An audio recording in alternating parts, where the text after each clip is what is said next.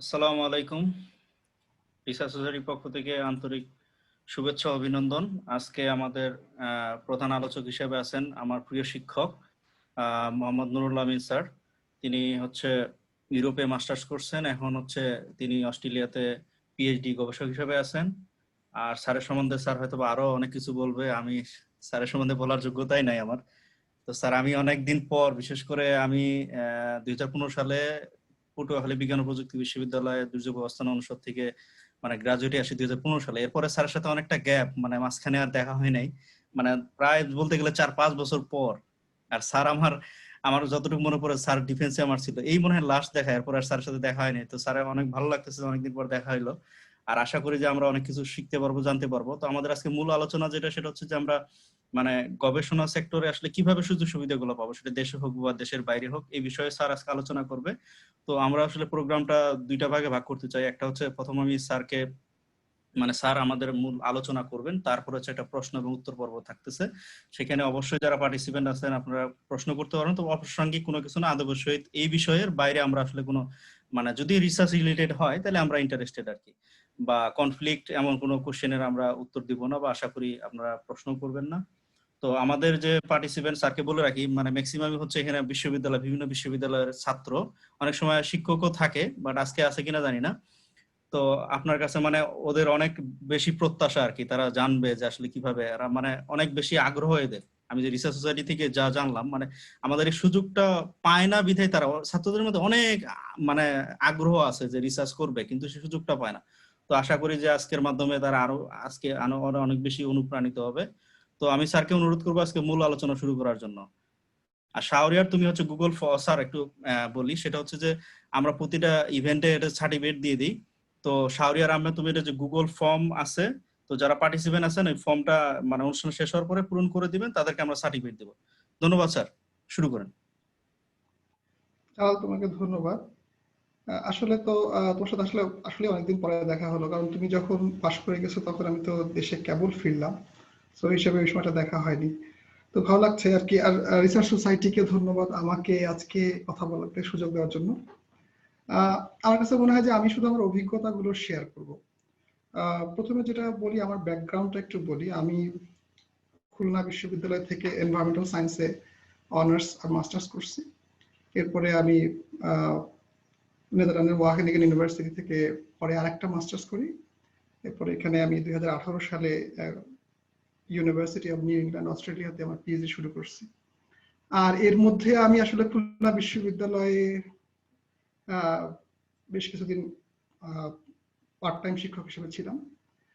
তারপরে আমি পটুয়াখালী বিজ্ঞান প্রযুক্তি বিশ্ববিদ্যালয়ে তখনকার যেটা ডিজাস্টার ম্যানেজমেন্ট, আসলে environmental science and disaster management যে ডিপার্টমেন্ট, সেই ডিপার্টমেন্টে জয়েন করি।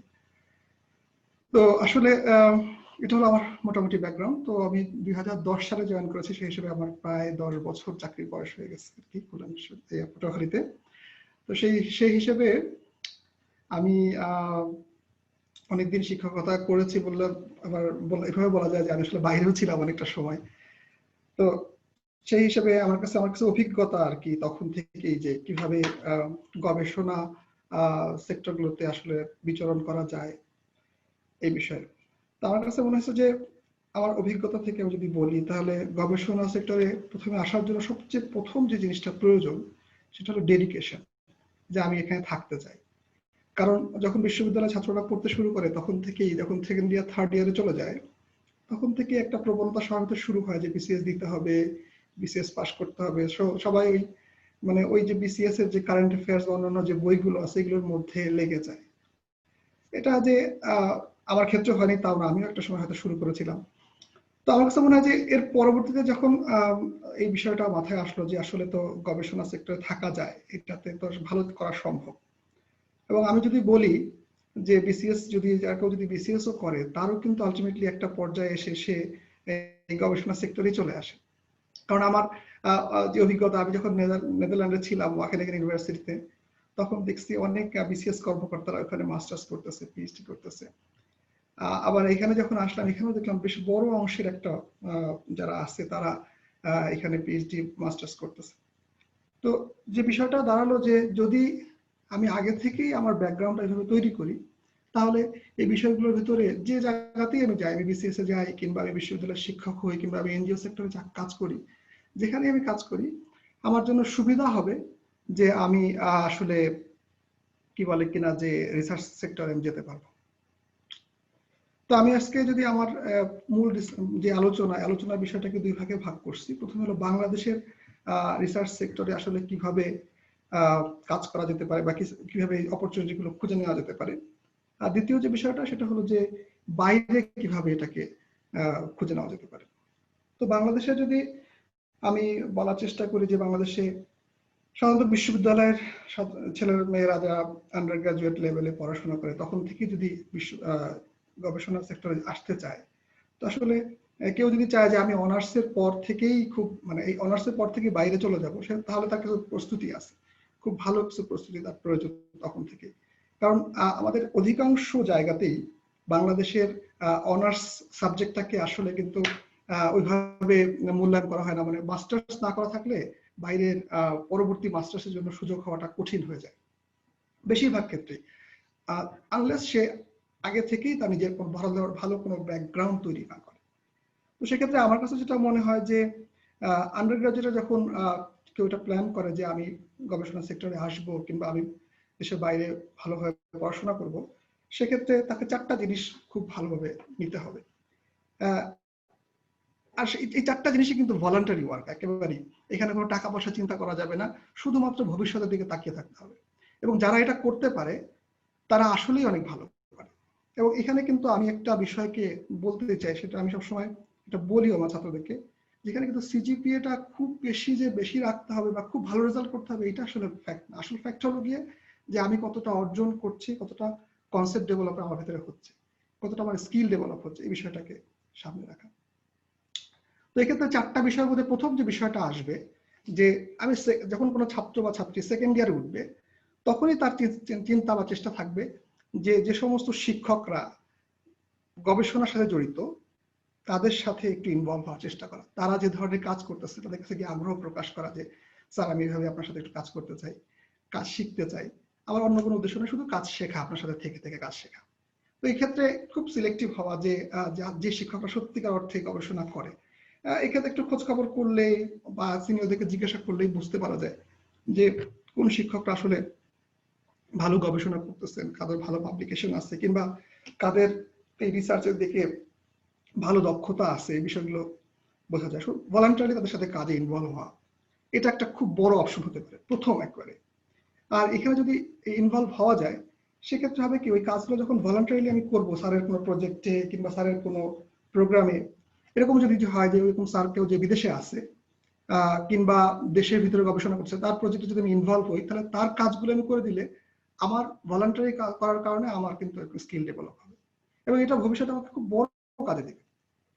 দ্বিতীয় যে বিষয়টা আমার কাছে মনে হয় যে খুব বেশি খেয়াল করা যেতে পারে সেটা হলো গিয়ে যে প্রত্যেকটা যদি নতুন ডিপার্টমেন্ট না হয় তাহলে ডিপার্টমেন্টগুলোতে সিনিয়র ভাইরা থাকে, তাদের ভিতরে যারা বিদেশে আছে বিভিন্ন গবেষণা করতেছে কিংবা বড় কোনো রিসার্চ অর্গানাইজেশনে গবেষণা করতেছে, তাদের সাথে একটা নেটওয়ার্ক ডেভেলপ করার চেষ্টা করা। সেকেন্ড ইয়ার থেকে এটা করা যায়, কারণ কোনো না কোনো ভাবে তাদের ইমেল বা এখন তো অনেক ভালো কমিউনিকেশনের সুযোগ আছে, সোশ্যাল মিডিয়া গুলো অনেক অ্যাক্টিভ।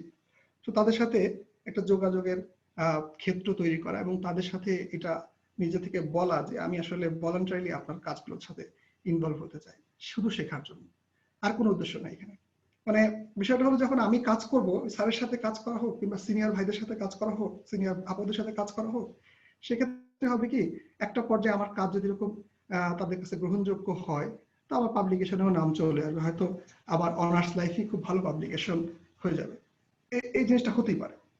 2 নম্বর বিষয়, এটা আমার জীবনে বহু জনের কাছ থেকে দেখা যে থার্ড ইয়ারে উঠেছে, সেই ছেলে খুব ভালো পাবলিকেশন হয়ে গেছে এবং সে পরবর্তীতে অনার্স শেষ করার পরই সে দেশে থেকে বের হয়ে পড়ছে, সে ভালো জায়গায় মাস্টার্স করতেছে, পরবর্তীতে ভালো পিএইচডি করেছে। এগুলো আসলে হয়। তো প্রথম এই দুটা বিষয়ের পর 3 নম্বর বিষয় হলো গিয়ে একটা নেটওয়ার্ক ডেভেলপ করার চেষ্টা করা, যে সব সময়, এবং এটাও ভলান্টারি ওয়ার্কের মাধ্যমে। তো এই বিষয়টা যেভাবে হতে পারে সেটা হলো যে যে বিশ্ববিদ্যালয়ে যে পড়ে সেই বিশ্ববিদ্যালয়ের আশেপাশে যে এনজিও গুলো আছে কিংবা রিলেটেড যে সমস্ত প্রতিষ্ঠান আছে, যে কেউ যদি অ্যানিমাল সায়েন্স পড়ে, তাহলে অ্যানিমাল সায়েন্সের রিলেটেড যে প্রতিষ্ঠানগুলো আছে তাদের সাথে একটা যোগাযোগ স্থাপন করার চেষ্টা করা, ছাত্র জীবনে যেই জাস্ট ভলান্টারি তাদের কাছে যাওয়া, তাদের কাজের ক্ষেত্রগুলো দেখা, যদি ভালো লাগে আগে থেকে একটু খোঁজখবর করা যেতে পারে, অনলাইনে খোঁজখবর করা যেতে পারে, এবং তাদের কাছে গিয়ে আলাপ করা, মানে একটা কি জাস্ট নেটওয়ার্কটা ডেভেলপ করা। এছাড়া আর একটা বিষয় হলো গিয়ে যে সমস্ত বড় ভাইয়েরা বা বড় আপুরা বিভিন্ন এ ধরনের অর্গানাইজেশনে আছে তাদের সাথেও একটা কমিউনিকেশন ডেভেলপ করা। এবং এটা কিন্তু সেকেন্ড ইয়ার থেকেই আমি বলছি, সেকেন্ড ইয়ার থার্ড ইয়ারে গিয়ে এটা করলে তাহলে নিজে যখন আমার অনার্সের থিসিস বা মাস্টার্সের থিসিসের সময় আসবে তখন কিন্তু আমি ওইখান থেকে কিছু ফান্ড চাইতে পারবো, তাদের কাছ থেকে কিছু হেল্প চাইতে পারবো। এবং আর যেটা জিনিসটা সবচেয়ে ভালোভাবে হবে সেটা হলো যে এই নেটওয়ার্কটা আমার ডেভেলপ হওয়ার কারণে আমি ওইখান থেকে কিছু স্কিলও পেতে পারি।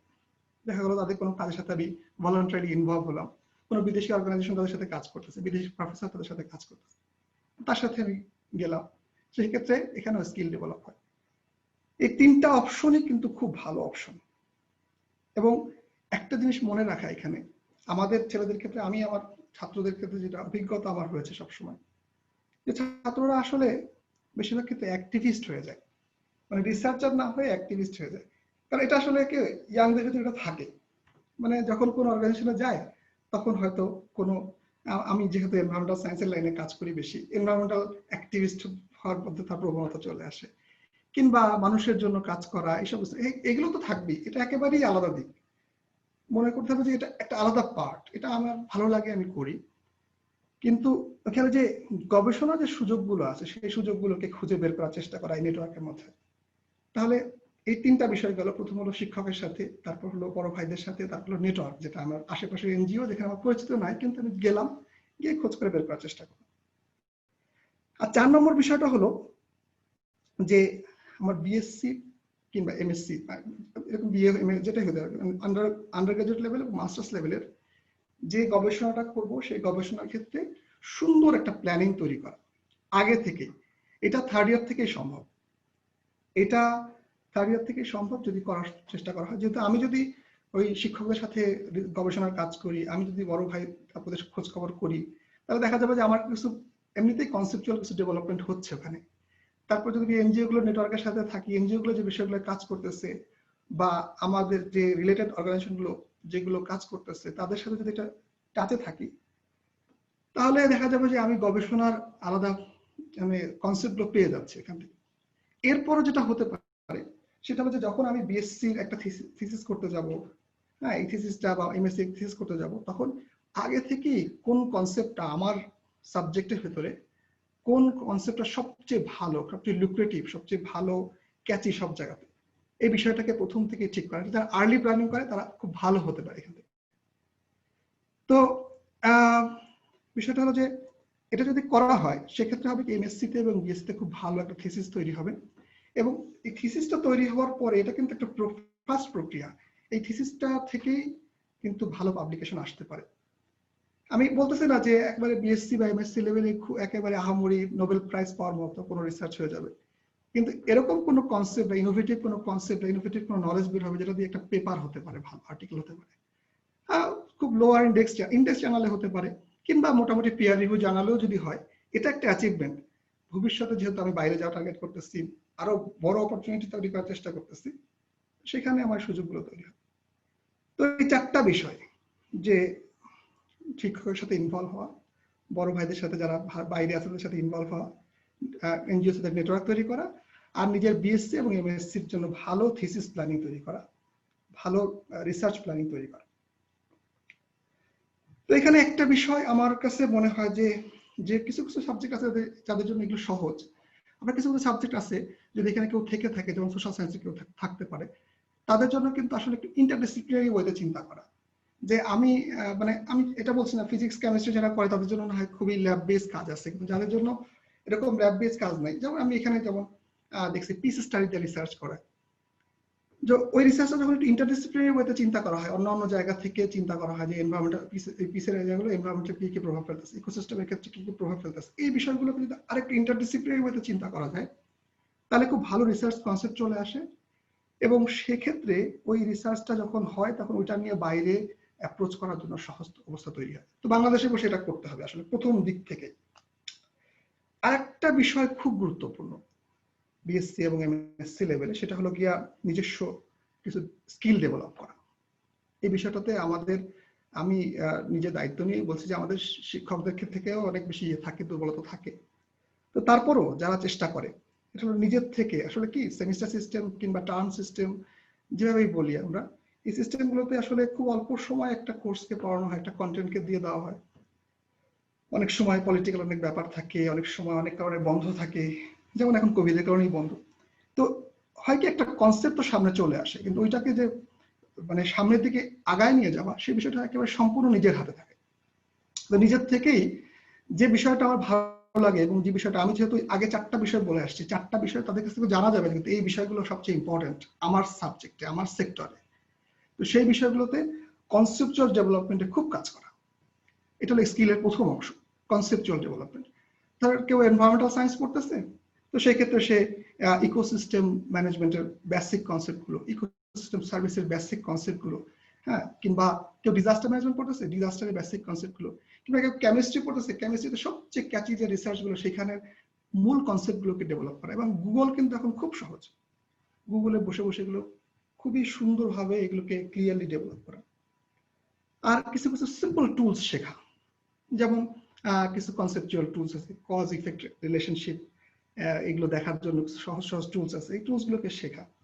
আরেকটা বিষয় আমাদের বিশ্ববিদ্যালয়গুলোতে সবসময় হয় যে স্ট্যাটিস্টিক্স এর প্রতি আমাদের একটা অনীহা ফার্স্ট ইয়ার থেকেই থাকে।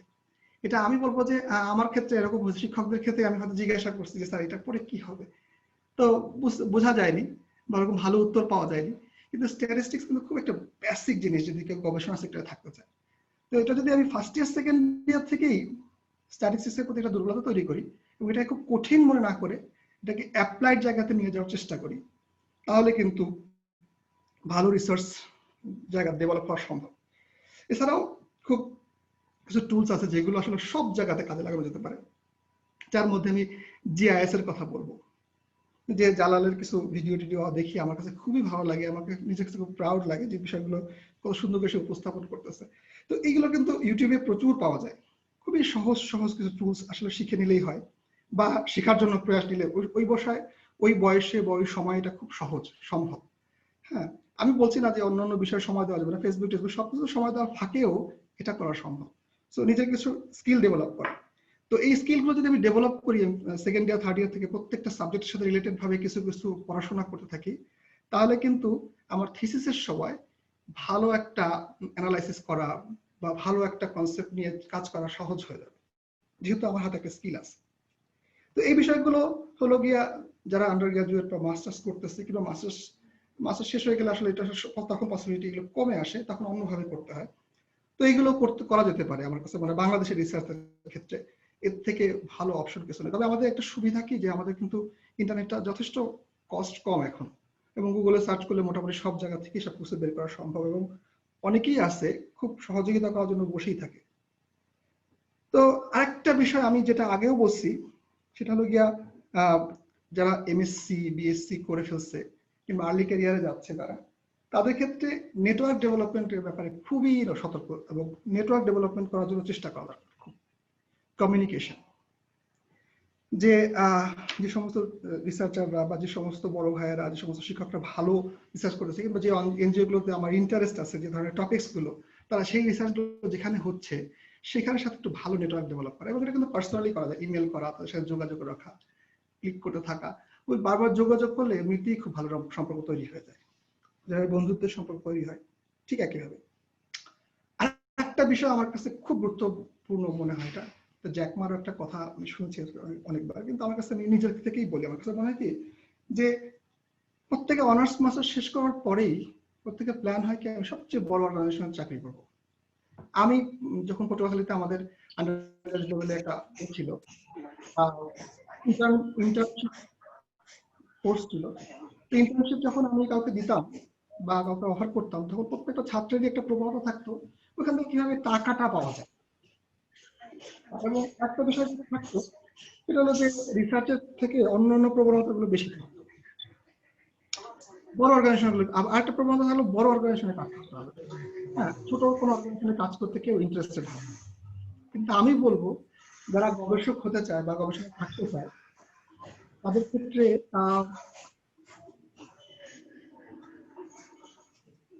মনে হয় কাউকে প্রয়োজন কিনা নিবে স্যার কিছু হয়েছে স্যার?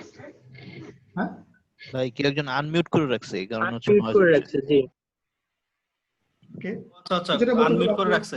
কে আনমিউট করছে? আচ্ছা দেখতেছি আমি।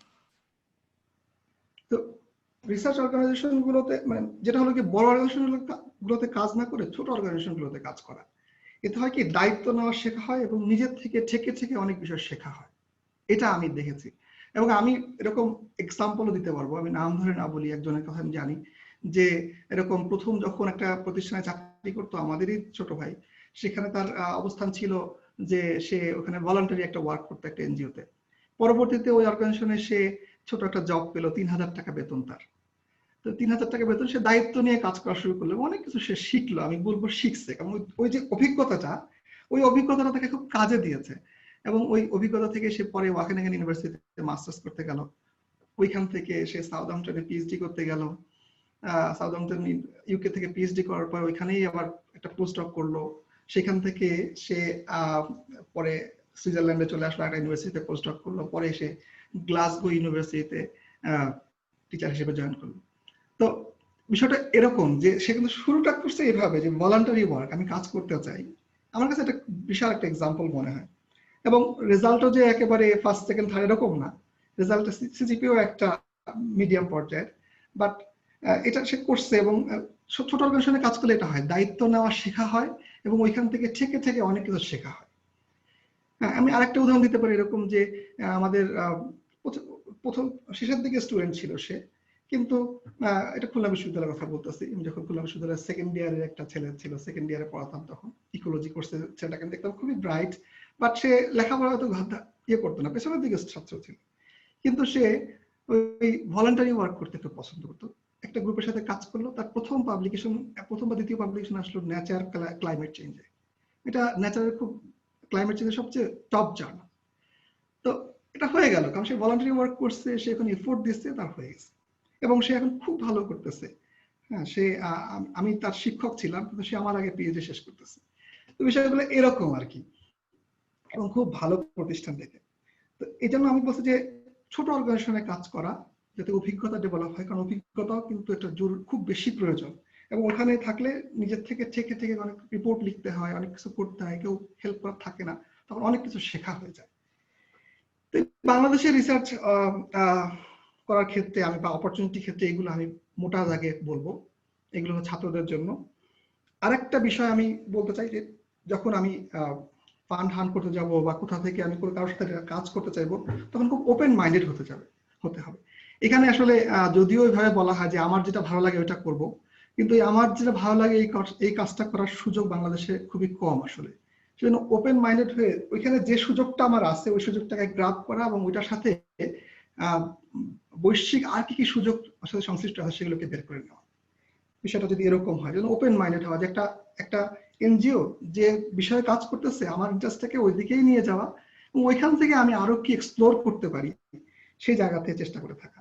এবং আমার কাছে মনে হয় যে কোন জায়গায় ফান্ডিং এর জন্য বা কোন জায়গায় একটা যে সমস্ত এনজিওতে কাজ করতেছি বা আমি ইনভলভ থাকতেছি, তাদের কাছ থেকে যদি পরবর্তীতে আমি ফান্ড পেতে চাই, তাদের ইন্টারেস্ট অনুযায়ী আমি আমার যদি প্রপোজাল দিয়ে রাখি, তাহলে হয়তো দেখা যাবে ওই যে নেটওয়ার্ক ডেভেলপ করা হয়েছে, ওই যে যাদের সাথে ভলান্টারি কাজ করা হয়েছে, তারা অবশ্যই কিছু না কিছু দেখা যায় ফান্ড দিয়ে দেয়।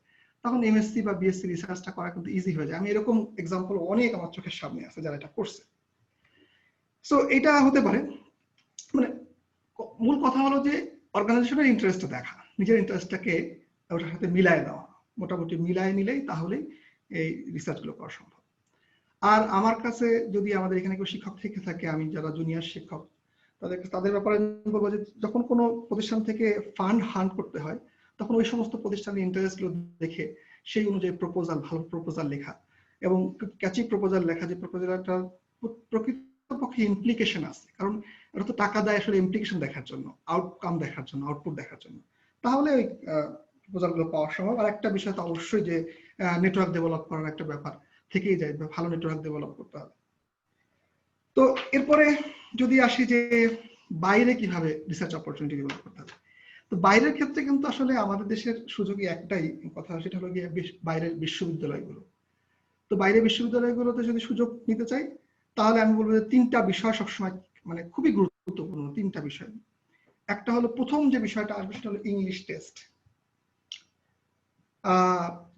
ইংলিশে ভালো কি বলে একটা স্কোর থাকা, IELTS এ বা যেটাই হোক, পিটি হোক, যেটাতেই হোক, ভালো একটা স্কোর থাকার ব্যাপার থাকতে হবে। দ্বিতীয় নম্বর হলো গিয়ে যে লেখার ভালো ক্যাপাসিটি থাকতে হবে, ভালো লিখতে পারে। কারণ লেখাটা কিন্তু একটা বড় বিষয় আমাদের। আমি অনেককেই দেখছি ভালো ইংরেজি বলে কিন্তু ভালো লিখতে পারে না। মানে একটা সেন্টেন্স লিখলে সেন্টেন্সের ভিতরে সে কি বোঝাতে যাচ্ছে এইটা কমপ্লিট হয় না, সুন্দর সুন্দর ওয়ার্ড থাকে কিন্তু ইনকমপ্লিট সেন্টেন্স থাকে। এই বিষয়গুলোতে আমি IELTS দেওয়ার পরেও ভালো স্কোর, 7 স্কোর পাওয়ার পরে এরকম দেখছি অনেক ক্ষেত্রে। তো সেক্ষেত্রে এই বিষয়গুলোতে খুবই খেয়াল করা, কারণ আমার ইন্টারেস্টটাকে কাউকে যদি উপস্থাপন করতেই না পারি তাহলে সে আমাকে কেন নিবে, কি কোন প্রয়োজনে নিবে বা কোন আগ্রহে নিবে, সে বুঝতেই না পারে আমি কি করতে চাচ্ছি। দ্বিতীয় যে বিষয়টা বাইরের বিশ্ববিদ্যালয়ে যাওয়ার জন্য, সেটা হলো গিয়া কাজের অভিজ্ঞতা বা রিসার্চের অভিজ্ঞতা।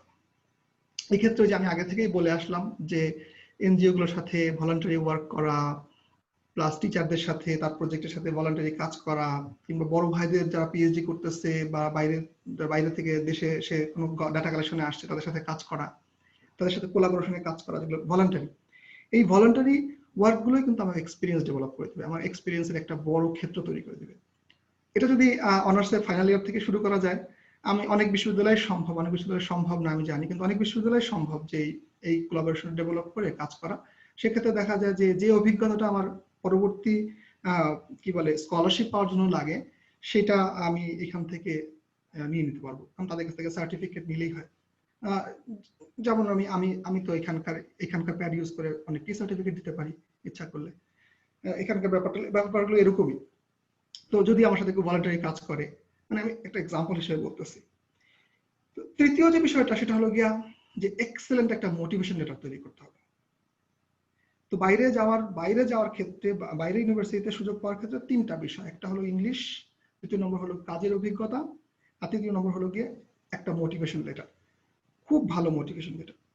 তো মোটিভেশন লেটার ক্ষেত্রে আমি দেখছি বা আমি অনেক আমার অভিজ্ঞতাও যে 3-4 পাতা 5 পাতা মোটিভেশন লেটার লেখে, কিন্তু আসলে চিন্তা করতে হবে যে একটা প্রফেসরের কত সময় আছে, তার কাছে অনেক ছেলে অ্যাপ্লাই করে। এখানে মাঝে মাঝে আমি আমার প্রফেসরের বিভিন্ন কাগজপত্র দেখতে বসি, তো অনেক ছেলেরা লেখে। তো একটা মোটিভেশন লেটার যখন 5 পেজ লেখে তখন আমার পড়তে আগ্রহ হয় না, তখন আমি পড়ি না এটা, যে এটা থাক। কিন্তু যে এটা হলো কি, আমার সাজেশন হবে এক কথার মধ্যে খুব ক্যাচি ভাবে লেখা যে আমি কি করতে চাই। তো এটা হলো দুইটা রকম হতে পারে। হ্যাঁ, দুইটা রকম কিরকম হতে পারে যে এমএস লেভেলের মোটিভেশন লেটার একরকম হবে, পিএইচডি আসলে আর পুরোটাই আলাদা ক্ষেত্র। আমি এমএস লেভেলের মোটিভেশন লেটারটার ব্যাপারে যদি বলি, তাহলে আসলে 3টা বা 4টা পয়েন্ট একটা পেজের মধ্যে বা হাফ পেজের মধ্যে হবে। সেটা হলো গিয়ে যে আমার ব্যাকগ্রাউন্ডটা বলা প্রথমে, তারপরে আমার কোন কাজে আমার ইন্টারেস্ট সেটা বলা, সেই কাজে আমার স্কিল কি আছে সেটা বলা, তাহলে এই কাজটা করলে ফিউচারে আমার ক্যারিয়ারের ক্ষেত্রে, আমার দেশের ক্ষেত্রে কি উপকার হবে সেটাকে বলা। এই 4টা বিষয়। আমার সামান্য আমার ব্যাকগ্রাউন্ড, যে আমি এরকম ছাত্র, আমার এই লেখাপড়া, তারপরে আমি এই ধরনের কাজ করতে ইন্টারেস্টেড, মিলাই অবশ্যই। আর 3 নম্বর হলো গিয়ে আমার এই কাজ করতে আমার কি কি স্কিল আছে, সেই স্কিল গুলোকে দেখা। আর 4 নম্বর হলো গিয়ে আমি যে এই কাজটা করব, এই কাজটা করলে ফিউচারে আমার ক্যারিয়ারের জন্য প্লাস দেশের জন্য কি উপকার হবে, এই 4টা বিষয়কে সুন্দরভাবে উপস্থাপন করা। এটা 1 পেজ বা হাফ পেজের মধ্যে লেখা মোটিভেশন লেটার। এটা খুবই ইম্পর্টেন্ট, এবং মোটিভেশন লেটারের উপরেই আসলে অনেকগুলো পয়েন্ট থাকে। আমি এখানে দেখেছি যে মোটিভেশন লেটারই হলো অনেকগুলো পয়েন্ট বিয়ার করে স্কলারশিপের ক্ষেত্রে। তো এখন এই যে এক্সপেরিয়েন্সের কথা বললাম, এক্সপেরিয়েন্স যখন আমি এর আগের যে পয়েন্ট এক্সপেরিয়েন্স বা রিসার্চ ওয়ার্ক যেটা, ওটার ক্ষেত্রে যে আমি বিভিন্ন ইনভলভমেন্ট, শিক্ষক কিংবা বড় ভাই কিংবা এনজিও, ওখান থেকে যদি আমি কাজ করি, ওখান থেকে কিছু পাবলিকেশনও তৈরি করার চেষ্টা করা যদি হয়ে যায়। আমি বলতেছি না যে খুব ভালো পাবলিকেশন, আমি বলতেছি যে পিয়ার রিভিউ জার্নালে হলেই চলবে মোটামুটি, যদি একটু ভালো পাবলিকেশন হয় একটু বেশি ভালো। তো সেক্ষেত্রে এটাও অনেক পয়েন্ট বিয়ার করে। তো 3টা বিষয় খুবই গুরুত্বপূর্ণ। এমএস এর ক্ষেত্রে পাবলিকেশন অনেক ক্ষেত্রে অত বেশি গুরুত্বপূর্ণ না, কিন্তু মোটিভেশন লেটারটা অবশ্যই খুব গুরুত্বপূর্ণ। সো মোটিভেশন লেটারটা খুব ক্যাচি করে লেখা, এবং মোটিভেশন লেটারের গ্রামার গুলোকে সুন্দর করে কাগজ থেকে চেক করায় নেওয়া, এটা খুব জরুরি। নাহলে যে পড়তে বসে তার খুব বিরক্ত তৈরি হয়, এটা তখন আর কোনো কাজে আসে না। এখানে আসলে যদি এমএস লেভেলের আমি আরো কিছু বলি যে এমএস লেভেলে বিশ্ববিদ্যালয় সিলেকশন গুলো কিরকম হবে, তাহলে এটার ব্যাপারে আসলে যদি এটা ইউরোপে হয়, আমি বলবো ইউরোপের ইউনিভার্সিটি গুলো অনেক র্যাঙ্কিং ইউনিভার্সিটি, অস্ট্রেলিয়ার ইউনিভার্সিটি গুলো র্যাঙ্কিং ইউনিভার্সিটি আছে, ইউএসএ তে র্যাঙ্কিং ইউনিভার্সিটি আছে অনেকগুলোই। তো এখানে আমি র্যাঙ্কিং এর পেছনে ছুটতে নিষেধ করব, আমি বরং বলবো যে যেখানে স্কলারশিপ পেতে সহজ হয় সেখানে চেষ্টা করতে থাকা। কারণ ওগুলো এই সমস্ত ইউনিভার্সিটি সবগুলো research oriented university, what ever ranking. তো যদি আমি এখান থেকে যে কোনো একটা ইউনিভার্সিটিতে আমি স্কলারশিপ পেতে পারি, তাহলে আমার ভবিষ্যৎ ক্যারিয়ার গুলো সুন্দর হবে, এটা নিঃসন্দেহে, এবং পরবর্তীতে আমার রিসার্চের রাস্তা খুলবে। তো এক্ষেত্রে আমি যেটা বলবো যে যদি আমি নেদারল্যান্ডে, যদি নেদারল্যান্ডের স্কলারশিপ যেটা আছে এনএফপি, নতুন কোন নামে আছে আমি বলতে পারছি না এই মুহূর্তে, জার্মানিতে ড্যাড আছে, তারপরে ইউকে তে অনেকগুলো শিভিনিং আছে, অনেকগুলো স্কলারশিপ আছে ইউকে তে।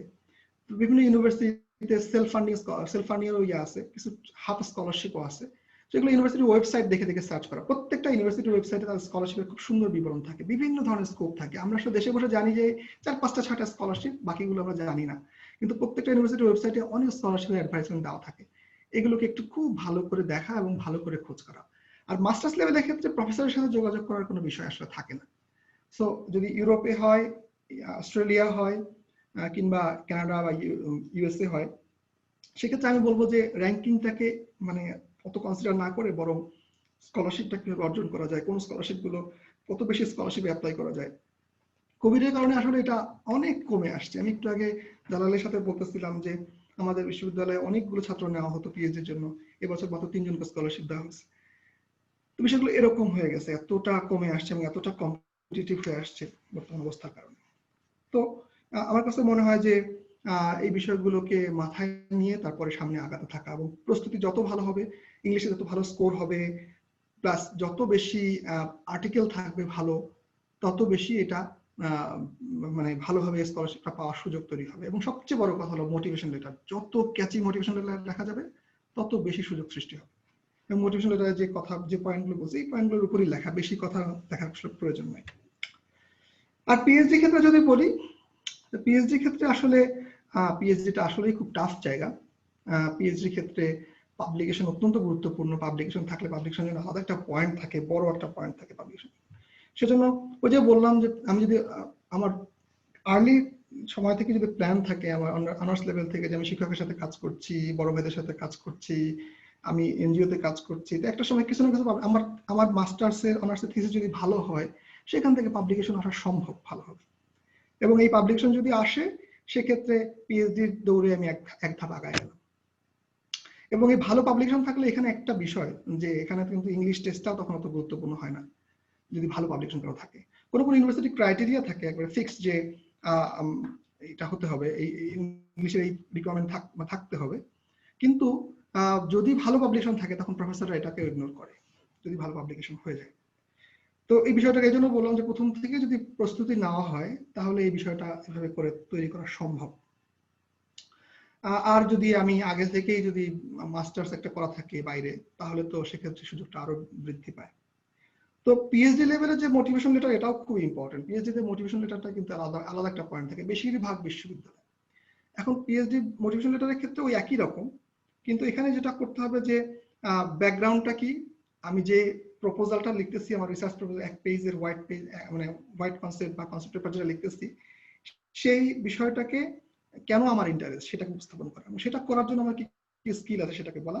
এবং এই আগে যেটা বলেছিলাম যে এই জিনিসটা আমার ফিউচার ডেভেলপমেন্টে কি হেল্প করবে, এই ক্ষেত্রে হবে হলো কি, যে এই রিসার্চটার ইমপ্লিকেশনটা কি, যত পারফেক্ট এবং সত্যি ইমপ্লিকেশন আমি দেখাতে পারবো, তত মোটিভেশন লেটার বেশি ইমপ্রেসিভ হবে।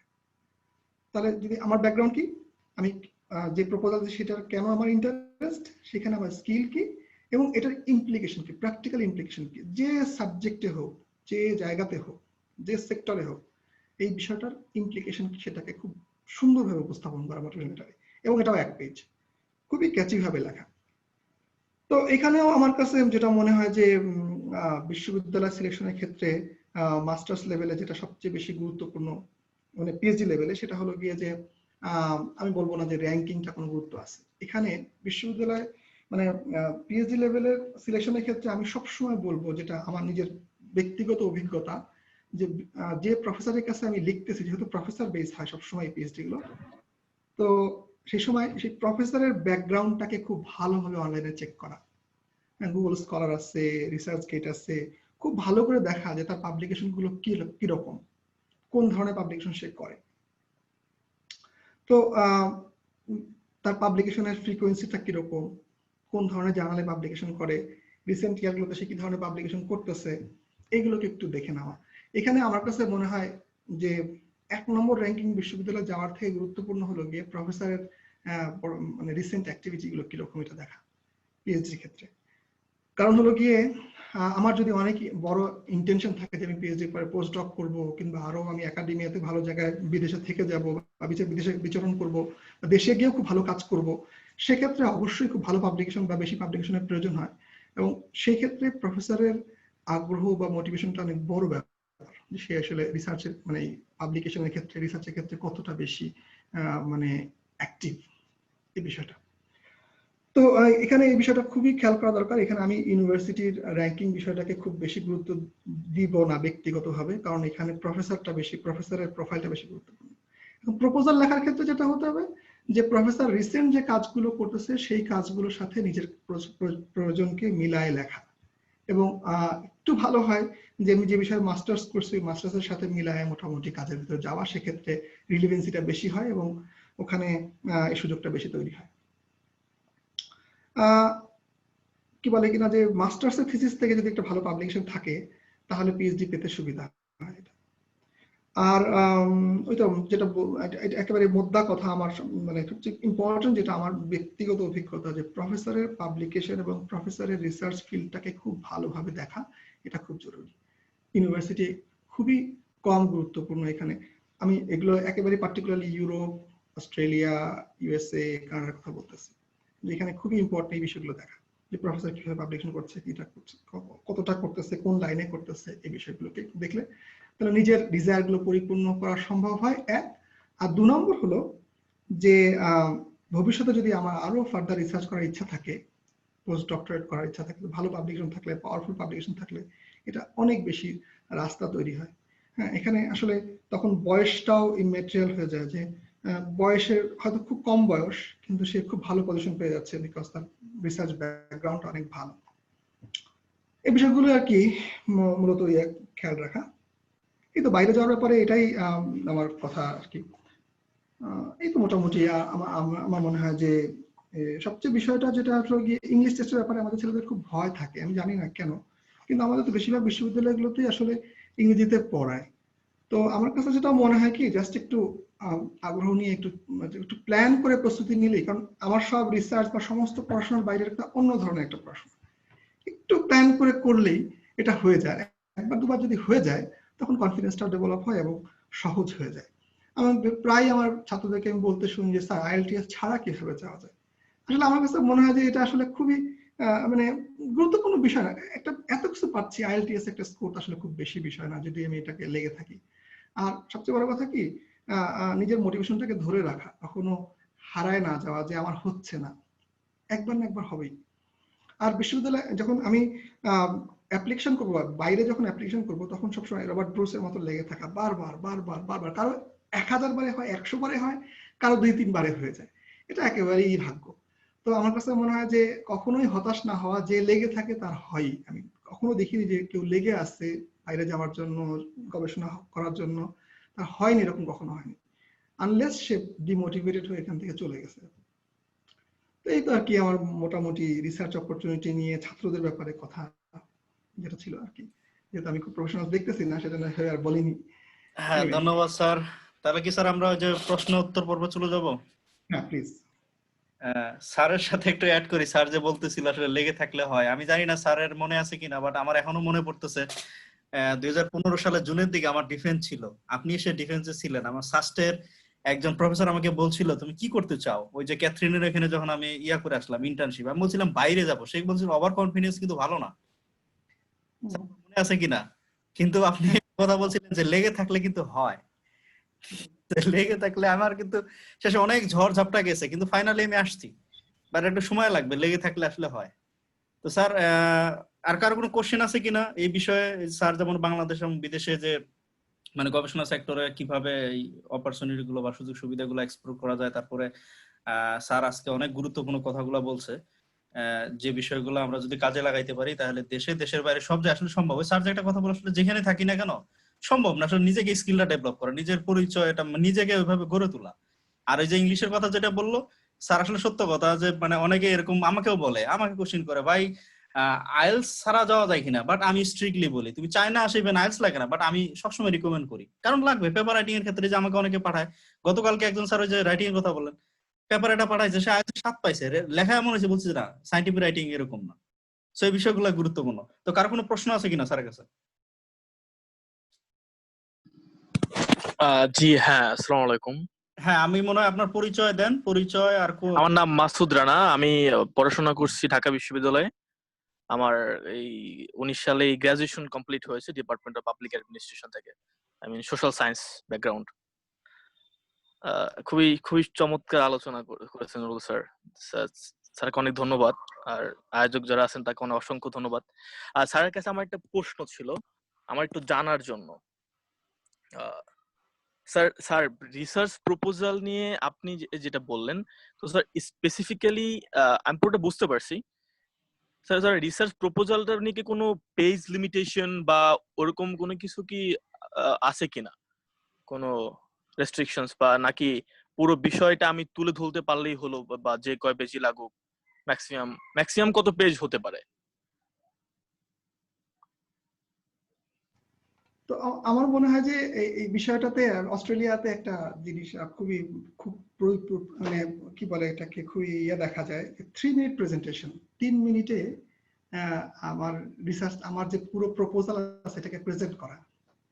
তো অস্ট্রেলিয়াতে এখন বিভিন্ন জায়গায় বিভিন্ন ধরনের ইউআই দিতে গেলে ওরা বলে ইউআইটা 500 ওয়ার্ডের মধ্যে হতে হবে, 700 ওয়ার্ডের মধ্যে হতে হবে। তখন উদাহরণ হিসেবে দেয় যে 3 মিনিটে যখন একটা রিসার্চকে প্রেজেন্ট করা হয়, 3 মিনিটে যেমন পুরো কনসেপ্টটাকে প্রেজেন্ট করা হয়, ওই টাইপের একটা কিছু দেওয়া। এখন বিষয়টা হলো গিয়ে যে একটা হলো গিয়ে যে আমি যদি কনসেপ্ট পেপার তৈরি করি, প্রপোজাল আসলে তো ডিটেল অনেক কিছু লেখা সম্ভব, যে মেথড গুলো কি কি হবে, স্টেপ বাই স্টেপ অনেক কিছু। আমার কাছে মনে হয় কি, যেটা আমি ব্যক্তিগতভাবে মনে করি, যে গতানুগতিক বিষয়গুলোকে বাদ দিয়ে দেওয়াই ভালো। যে আমার স্যাম্পল সাইজ এটা হবে, আমি এইটা স্যাম্পলিং করব, এই ধরনের অ্যানালাইসিস করব, এগুলো আসলে পরবর্তী থিঙ্কিং একেবারে। প্রপোজাল লেখার ক্ষেত্রে আমি মনে করি যে প্রবলেম স্টেটমেন্টটা খুবই ক্লিয়ার থাকবে এবং এটার ইমপ্লিকেশন কি থাকবে এটা খুব ক্লিয়ার থাকবে, এবং এটা 1-2 পেজের মধ্যেই হওয়া ভালো। অবশ্যই একদম মানে মেথডটাও খুবই মানে মানে থাকবে, কনসাইজ থাকবে, আর আউটকামটা খুব কনসাইজ থাকবে। বাস প্রবলেম স্টেটমেন্টটা খুবই ক্লিয়ার থাকবে যে নোভেলটি কোথায় আমার রিসার্চের, এই জায়গাটা খুবই পরিষ্কার করে দেখানো দরকার। মানে যে আমি প্রথম যে অংশটা লেখা হয়, যেটা ইন্ট্রোডাকশন বা প্রবলেম স্টেটমেন্ট বলা হয়, ওই অংশটাতে খুবই প্রিসাইজলি আমার জিনিসটাকে, কাজের নোভেলটিটাকে ওখানে তুলে নিয়ে আসা, যে আমার কাজটা কি কি কি করতেছে, কোথায় গ্যাপ আছে। আর মেথডের ব্যাপারগুলো আসলে এগুলো পরে অনেক চেঞ্জ হয়, এগুলো বিষয়ে না লেখা। এই জন্য আমি বলবো যে খুব বেশি পেজ না, ম্যাক্সিমাম 2 পেজ প্রপোজাল। পিএইচডি যখন আমি পিএইচডির জন্য কোনো দরখাস্ত সাবমিট করতেছি, তখন 2 পেজের বেশি প্রপোজাল হওয়া উচিত না, পারলে আরো কমায় নিয়ে আসা। নিজের জিনিসটাকে যত সহজ করে ছোট করে বলা যায় ততই বেশি হয়, কারণ সবার এতটা পড়ার সময় নাই তো। আর কমন কথাগুলো বারবার না বলা, রিপিটিশন গুলোকে একটু দূর করে দেওয়া, এই বিষয়টা। ধন্যবাদ স্যারের সাথে আমি একমত। Thank you sir. হ্যাঁ, আমি একমত। আমি একটু শেয়ার করি স্যারের সাথে, যেহেতু আমিও ছাত্র। আমি স্যার রিসেন্ট যখন অ্যাপ্লাই করি ইয়াতে, আপনার হচ্ছে যে ফেডারেশন ইউনিভার্সিটি ম্যাকুরি, মানে অস্ট্রেলিয়াতে এবং কানাডাতে অ্যাপ্লাই করি, আমাকে রিকোয়ারমেন্টসে বলছে এক পেজ তো হবেই, মাস্ট হবে 200 ওয়ার্ডের মধ্যে লিখতে হবে। মানে আপনি যেটা বললেন, মানে এত তো আজাইরা পড়ার সময় নেই, কি আজাইরা পড়বে? সো আমার স্যার যেটা বলছে সেটাই, মানে অনেক বড় হওয়ার কোনো দরকার নাই। কিভাবে, মানে সময় নেই, প্রফেসর এত সময় নেই, ঠিক আছে, ওইভাবে লিখতে হবে। আর আমি আমার একাডেমিক টক গুলাতে ওইভাবে চেষ্টা করছি বলার জন্য। তো আমার যতটুকু জ্ঞানে স্যার যেরকম বললো এরকম প্রতিটা, মানে সবাই একই কথা বলবে যারা এই লাইনে আসছে। সো অনেক বেশি বড় 7-8 পেজ আমরা যেমন করি রিসার্চ প্রপোজাল বানাই, এই method, primary data collection, secondary data collection, এটা ফ্লো চার্ট দিয়ে এই সেই করতে করতে স্যার যে বললো রিপিটেশন, পেজ বানায় 10-15 পেজ, এরকম মানে করার কোনো সুযোগই নাই। আর কারো কোনো কথা আছে? কে হাতে? রাদিয়া বিশ্বাস দিয়া, হ্যাঁ কোশ্চেন করেন। জি স্যার, আমার একটা প্রশ্ন ছিল। স্যার, আপনার সেশন খুব ভালো লাগলো। আমি দিয়া বিশ্বাস দিয়ে আমি পড়াশোনা করছি বেগম রোকেয়া বিশ্ববিদ্যালয় ডিজাস্টার ম্যানেজমেন্ট বিভাগে। স্যার, আমার আপনার কাছে যেটা প্রশ্ন, আমি জানি না আপনি জানবেন কিনা, আপনার আসলে মানে এই টপিকটা জানা আছে কিনা, কিন্তু স্যার আপনি যদি জানেন আমাকে একটু বললে ভালো হতো। এটা হচ্ছে স্যার, আমি শুনি ডিজাস্টার ম্যানেজমেন্ট সেক্টরে দেশের বাইরে অনেক কাজ হচ্ছে, আমার আমার সাবজেক্ট রিলেটেড। তো সেটা কোন কোন দেশে কাজ হচ্ছে বা কোথায় গেলে কোন দেশের ইউনিভার্সিটি গুলো অ্যাপ্লাই করলে ভালো হবে আমার জন্য। আর স্যার, আমার দ্বিতীয় আরেকটা প্রশ্ন হচ্ছে স্যার, আমি যদি এমন করি, অনার্স এখন আমি কমপ্লিট করিনি, ফাইনাল ইয়ারে আছি। আমি যদি এমন করি যে আমি মাস্টার্সে যে ডেভেলপমেন্ট স্টাডিজ বা এনভায়রনমেন্ট সায়েন্স এরকম চেঞ্জ করি, এটা কি স্যার আমার জন্য ভালো হবে? আমি এনজিও বা এই ধরনের জবে আমি ইন্টারেস্টেড, রিসার্চ ফিল্ডে যাওয়ার আমার ইচ্ছা আছে স্যার, এটা যদি একটু বলতেন। ধন্যবাদ তোমার প্রশ্নের জন্য। আসলে আমার কাছে যেটা মনে হচ্ছে কি, যে একটা বলা খুবই ক্রুশিয়াল, মানে খুবই ক্রিটিক্যাল জায়গাগুলো, অনেকগুলো জায়গায় বলা, আসলে কার কি পছন্দ জায়গাগুলো তার নিজের ভাবে ঠিক করে নেওয়াটা সবচেয়ে ভালো, যে আমি ভবিষ্যতে কি করতে চাই। তো কেউ যদি এনজিও সেক্টরে কাজ করতে চায় বাংলাদেশে, তাহলে আমি বলবো যে পরিবেশ বিজ্ঞান বা এনভায়রনমেন্টাল সায়েন্স একটা বড় জায়গা এখন, কারণ এটা সারা পৃথিবীতেই তো অনেক বড় জায়গা তৈরি করছে। তো তো এখন বাংলাদেশে এটা বড় জায়গা তৈরি হয়েছে।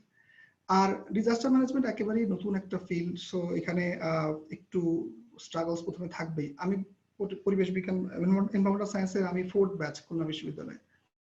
তো আমাদের যখন শুরু হয় তখন জাহাঙ্গীরনগর বিশ্ববিদ্যালয়েও এটা প্রথম শুরু হয়। তো তার 2 বছর আগে আমাদের এখানে 3 বছর আগে আমাদের এখানে শুরু হয়েছিল, 2 বছর বা 3 বছর আগে, হ্যাঁ এরকম। তো আমার কাছে মনে হচ্ছে যে প্রথম দিকে আমাদের অনেক স্ট্রাগল ছিল, আমরা কি করব, কোথায় মাস্টার্স করব, কোন বিষয়ে মাস্টার্স করবো, এগুলো নিয়ে অনেক ধরনের কনফিউশন ছিল। আমি ব্যক্তিগতভাবে মনে করি যে যে বিষয়ে অনার্স করা হয়েছে ওই বিষয়ের ভিতরেই মাস্টার্স করা ভালো, তাহলে একটু চ্যালেঞ্জ হলেও ভবিষ্যতে অনেক ভালো ভালো জায়গার সুযোগ থাকে। তো এই জন্য আমার কাছে মনে হয় যে ডিজাস্টার ম্যানেজমেন্টে বা এনভায়রনমেন্টাল সায়েন্সে খুব কাছাকাছি সাবজেক্ট, তো আমি বলবো যে মাস্টার্স করা যেতে পারে। এনভায়রনমেন্টাল সায়েন্সে মাস্টার্স করার ব্যাপারে আমি প্রায়োরিটি দিব, যে সেক্ষেত্রে হয়তো আরো কিছু অপরচুনিটি বেশি খুলবে দেশে কাজ করার ক্ষেত্রে। ইভেন বাইরেও যখন এনভায়রনমেন্টাল সায়েন্সের মাস্টার্সটা থাকবে তখন বাইরে আমার অ্যাপ্লিকেশন করার সুযোগটা বাড়বে আর কি। কারণ ডিজাস্টার ম্যানেজমেন্টের বাইরে প্রচুর কাজ হচ্ছে, এটা নিঃসন্দেহে প্রচুর কাজ হচ্ছে, কিন্তু কাজগুলো আসলে সব জায়গা থেকেই হয়তো। তো আমি যখন কাজ করব, যখন রিসার্চের কাজ করব, পিএইচডি বা অন্য ধরনের গবেষণা, কিন্তু আমি এনভায়রনমেন্টাল সায়েন্সে অনার্স মাস্টার্স করতেছি, কিন্তু তখন আমার থিসিসের ক্ষেত্রে বা রিসার্চের ক্ষেত্রে আমি ডিজাস্টার ম্যানেজমেন্টের একটা টপিক নিয়ে কাজ করতেই পারি, এটা সম্ভব। এবং তখন ওই লাইনে আমি আস্তে আস্তে করে আমার নিজেকে ডেভেলপ করতে পারবো, এবং পরবর্তীতে পিএইচডিতে ওই জায়গাতে অনেক সুযোগ সৃষ্টি করার সুযোগ আছে। তবে আমি আমার জানা মতে, আমি যতটুকু দেখেছি, একবারে ডিরেক্ট ডিজাস্টার ম্যানেজমেন্ট এইভাবে বা এই ফরম্যাটে আমি খুব একটা কোথাও ডিগ্রি আমার চোখে পড়ে নাই। যেমন হ্যাঁ, সোশ্যাল সায়েন্সের ক্ষেত্রে কিছুটা আছে। আমি যেমন ওয়াকেনিংয়ে যখন পড়তাম তখন আমি দেখছি ডিজাস্টার ম্যানেজমেন্ট ছিল সবগুলো সাবজেক্টেরই কিছু কিছু বিষয়, কেউ কেউ বিভিন্ন বিষয় বিভিন্ন জায়গা থেকে করছে। তো সেক্ষেত্রে আমার কাছে মনে হয় যে নিজেকে একটু ওয়াইড রাখা, যে পরিবেশ বিজ্ঞান জিনিসটা যদি আমি পরিবেশ বিজ্ঞান সাবজেক্ট যদি মাস্টার্স করে ফেলি, তাহলে আমার পরবর্তী সুযোগটা বেশি তৈরি হবে, ডিজাস্টার ম্যানেজমেন্টে আমি থাকতে পারবো ইচ্ছা করলে।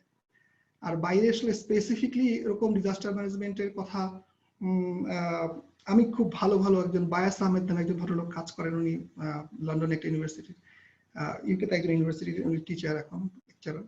ওনাকে দেখি প্রচুর ডিজাস্টার ম্যানেজমেন্ট অনেক কাজ আছে, আমি দেখছি আরো অনেকেরই অনেক প্রচুর কাজ হয়। আমাদের একজন বড় ভাই আছে বিশ্বজিৎ মল্লিক, উনিও কাজ করতেছে ডিজাস্টার ম্যানেজমেন্টে।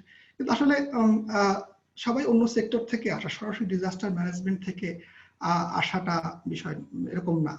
আরেকটা বিষয় হলো কি, আমার ভালো লাগার জায়গা, যেহেতু আমার বেস ডিজাস্টার ম্যানেজমেন্ট, আমি অনার্স করতেছি, এটাকে আমি পরবর্তীতে ফ্লারিশ করতেই পারবো। কিন্তু আমাকে বাংলাদেশের মতো যেখানে কম সুযোগের জায়গা, যেখানে ওয়াইড অপরচুনিটির কিছু রাস্তা খুলে রাখার দরকার, যেসব সাবজেক্টগুলোতে ওয়াইড অপরচুনিটি আছে সেসব রাস্তাগুলোতেই হাঁটলে ভালো হবে নিজের ভবিষ্যতের জন্য, অন্তপক্ষে এনজিওতে কাজ করার জন্য। আমার নিজের ব্যক্তিগত অভিজ্ঞতার কথা বলি, আমি ছাত্রদেরকে অনেক জায়গায় যখন চাকরির জন্য বা জব ইন্টারভিউর জন্য রিকমেন্ড করতে গিয়েছি, তখন আমি তো যেহেতু ডিজাস্টার ম্যানেজমেন্টের শিক্ষক, আমাদের পটুয়াখালীতে ডিজাস্টার ম্যানেজমেন্ট প্রথম শুরু হয়েছে, তো সেই ক্ষেত্রে তখন আমি তাদেরকে নিয়ে খুব স্ট্রাগল করছি যে তাদের তো এনভায়রনমেন্টাল সায়েন্স না।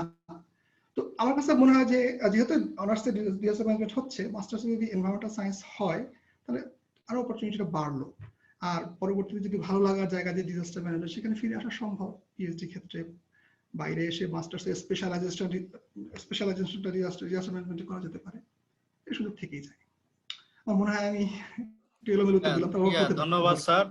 আর হচ্ছে যে ওই স্যার যেটা বললেন সোশ্যাল সায়েন্স আছে, সব জায়গায় কাজ করার সুযোগ আছে, তবে এনভায়রনমেন্টাল সায়েন্সটা স্যার যেটা বললেন যে সে তো আমাদের ছাত্র, মানে সরাসরি উনি আমার শিক্ষক, তো স্যার তো আছে। আর আমি নিজেও ব্যক্তিগতভাবে যে মানে এই যে জায়গায় গেছি ডিজাস্টার ম্যানেজমেন্ট, অনেকে জানে না, বলছে কি তুমি সোশ্যাল সায়েন্সে পড়ছো না, কমার্সের সাবজেক্ট, ম্যানেজমেন্ট শেষে আছে। তো এনভায়রনমেন্টাল সায়েন্স থাকার কারণে এই সমস্যাটা হয়েছে, বাট আস্তে আস্তে ইভলভিং হচ্ছে।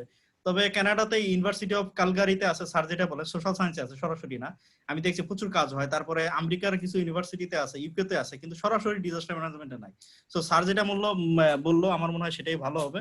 তারপরে হচ্ছে মাসুম হাওলাদার, হ্যাঁ কোশ্চেন করেন। আসসালামু আলাইকুম স্যার, আপনার সুন্দর আলোচনার জন্য অনেক ধন্যবাদ। তো স্যার, আমি যশোর বিজ্ঞান ও প্রযুক্তি বিশ্ববিদ্যালয় থেকে পরিবেশ বিজ্ঞানে পড়াশোনা করছি। এবছরই আমি আমার বিএসসি শেষ করেছি স্যার। তো আমি একটু বলতে চাই যে স্যার, আমি আসলে মানে আমার সিজিপিএটা অনেক কম, ঠিক আছে, বিলো 3। তো আমার রিসার্চের মানে আগ্রহ অনেক, এবং আমি আমাদের ডিপার্টমেন্টের আমি এক স্যারের সাথে কথা বলছি এ নিয়ে যে স্যার আমি আসলে কাজ করতে আগ্রহী। তো স্যার আমাকে সুযোগ দিছে এবং স্যারের সাথে একটা পেপারেও কাজ করছি।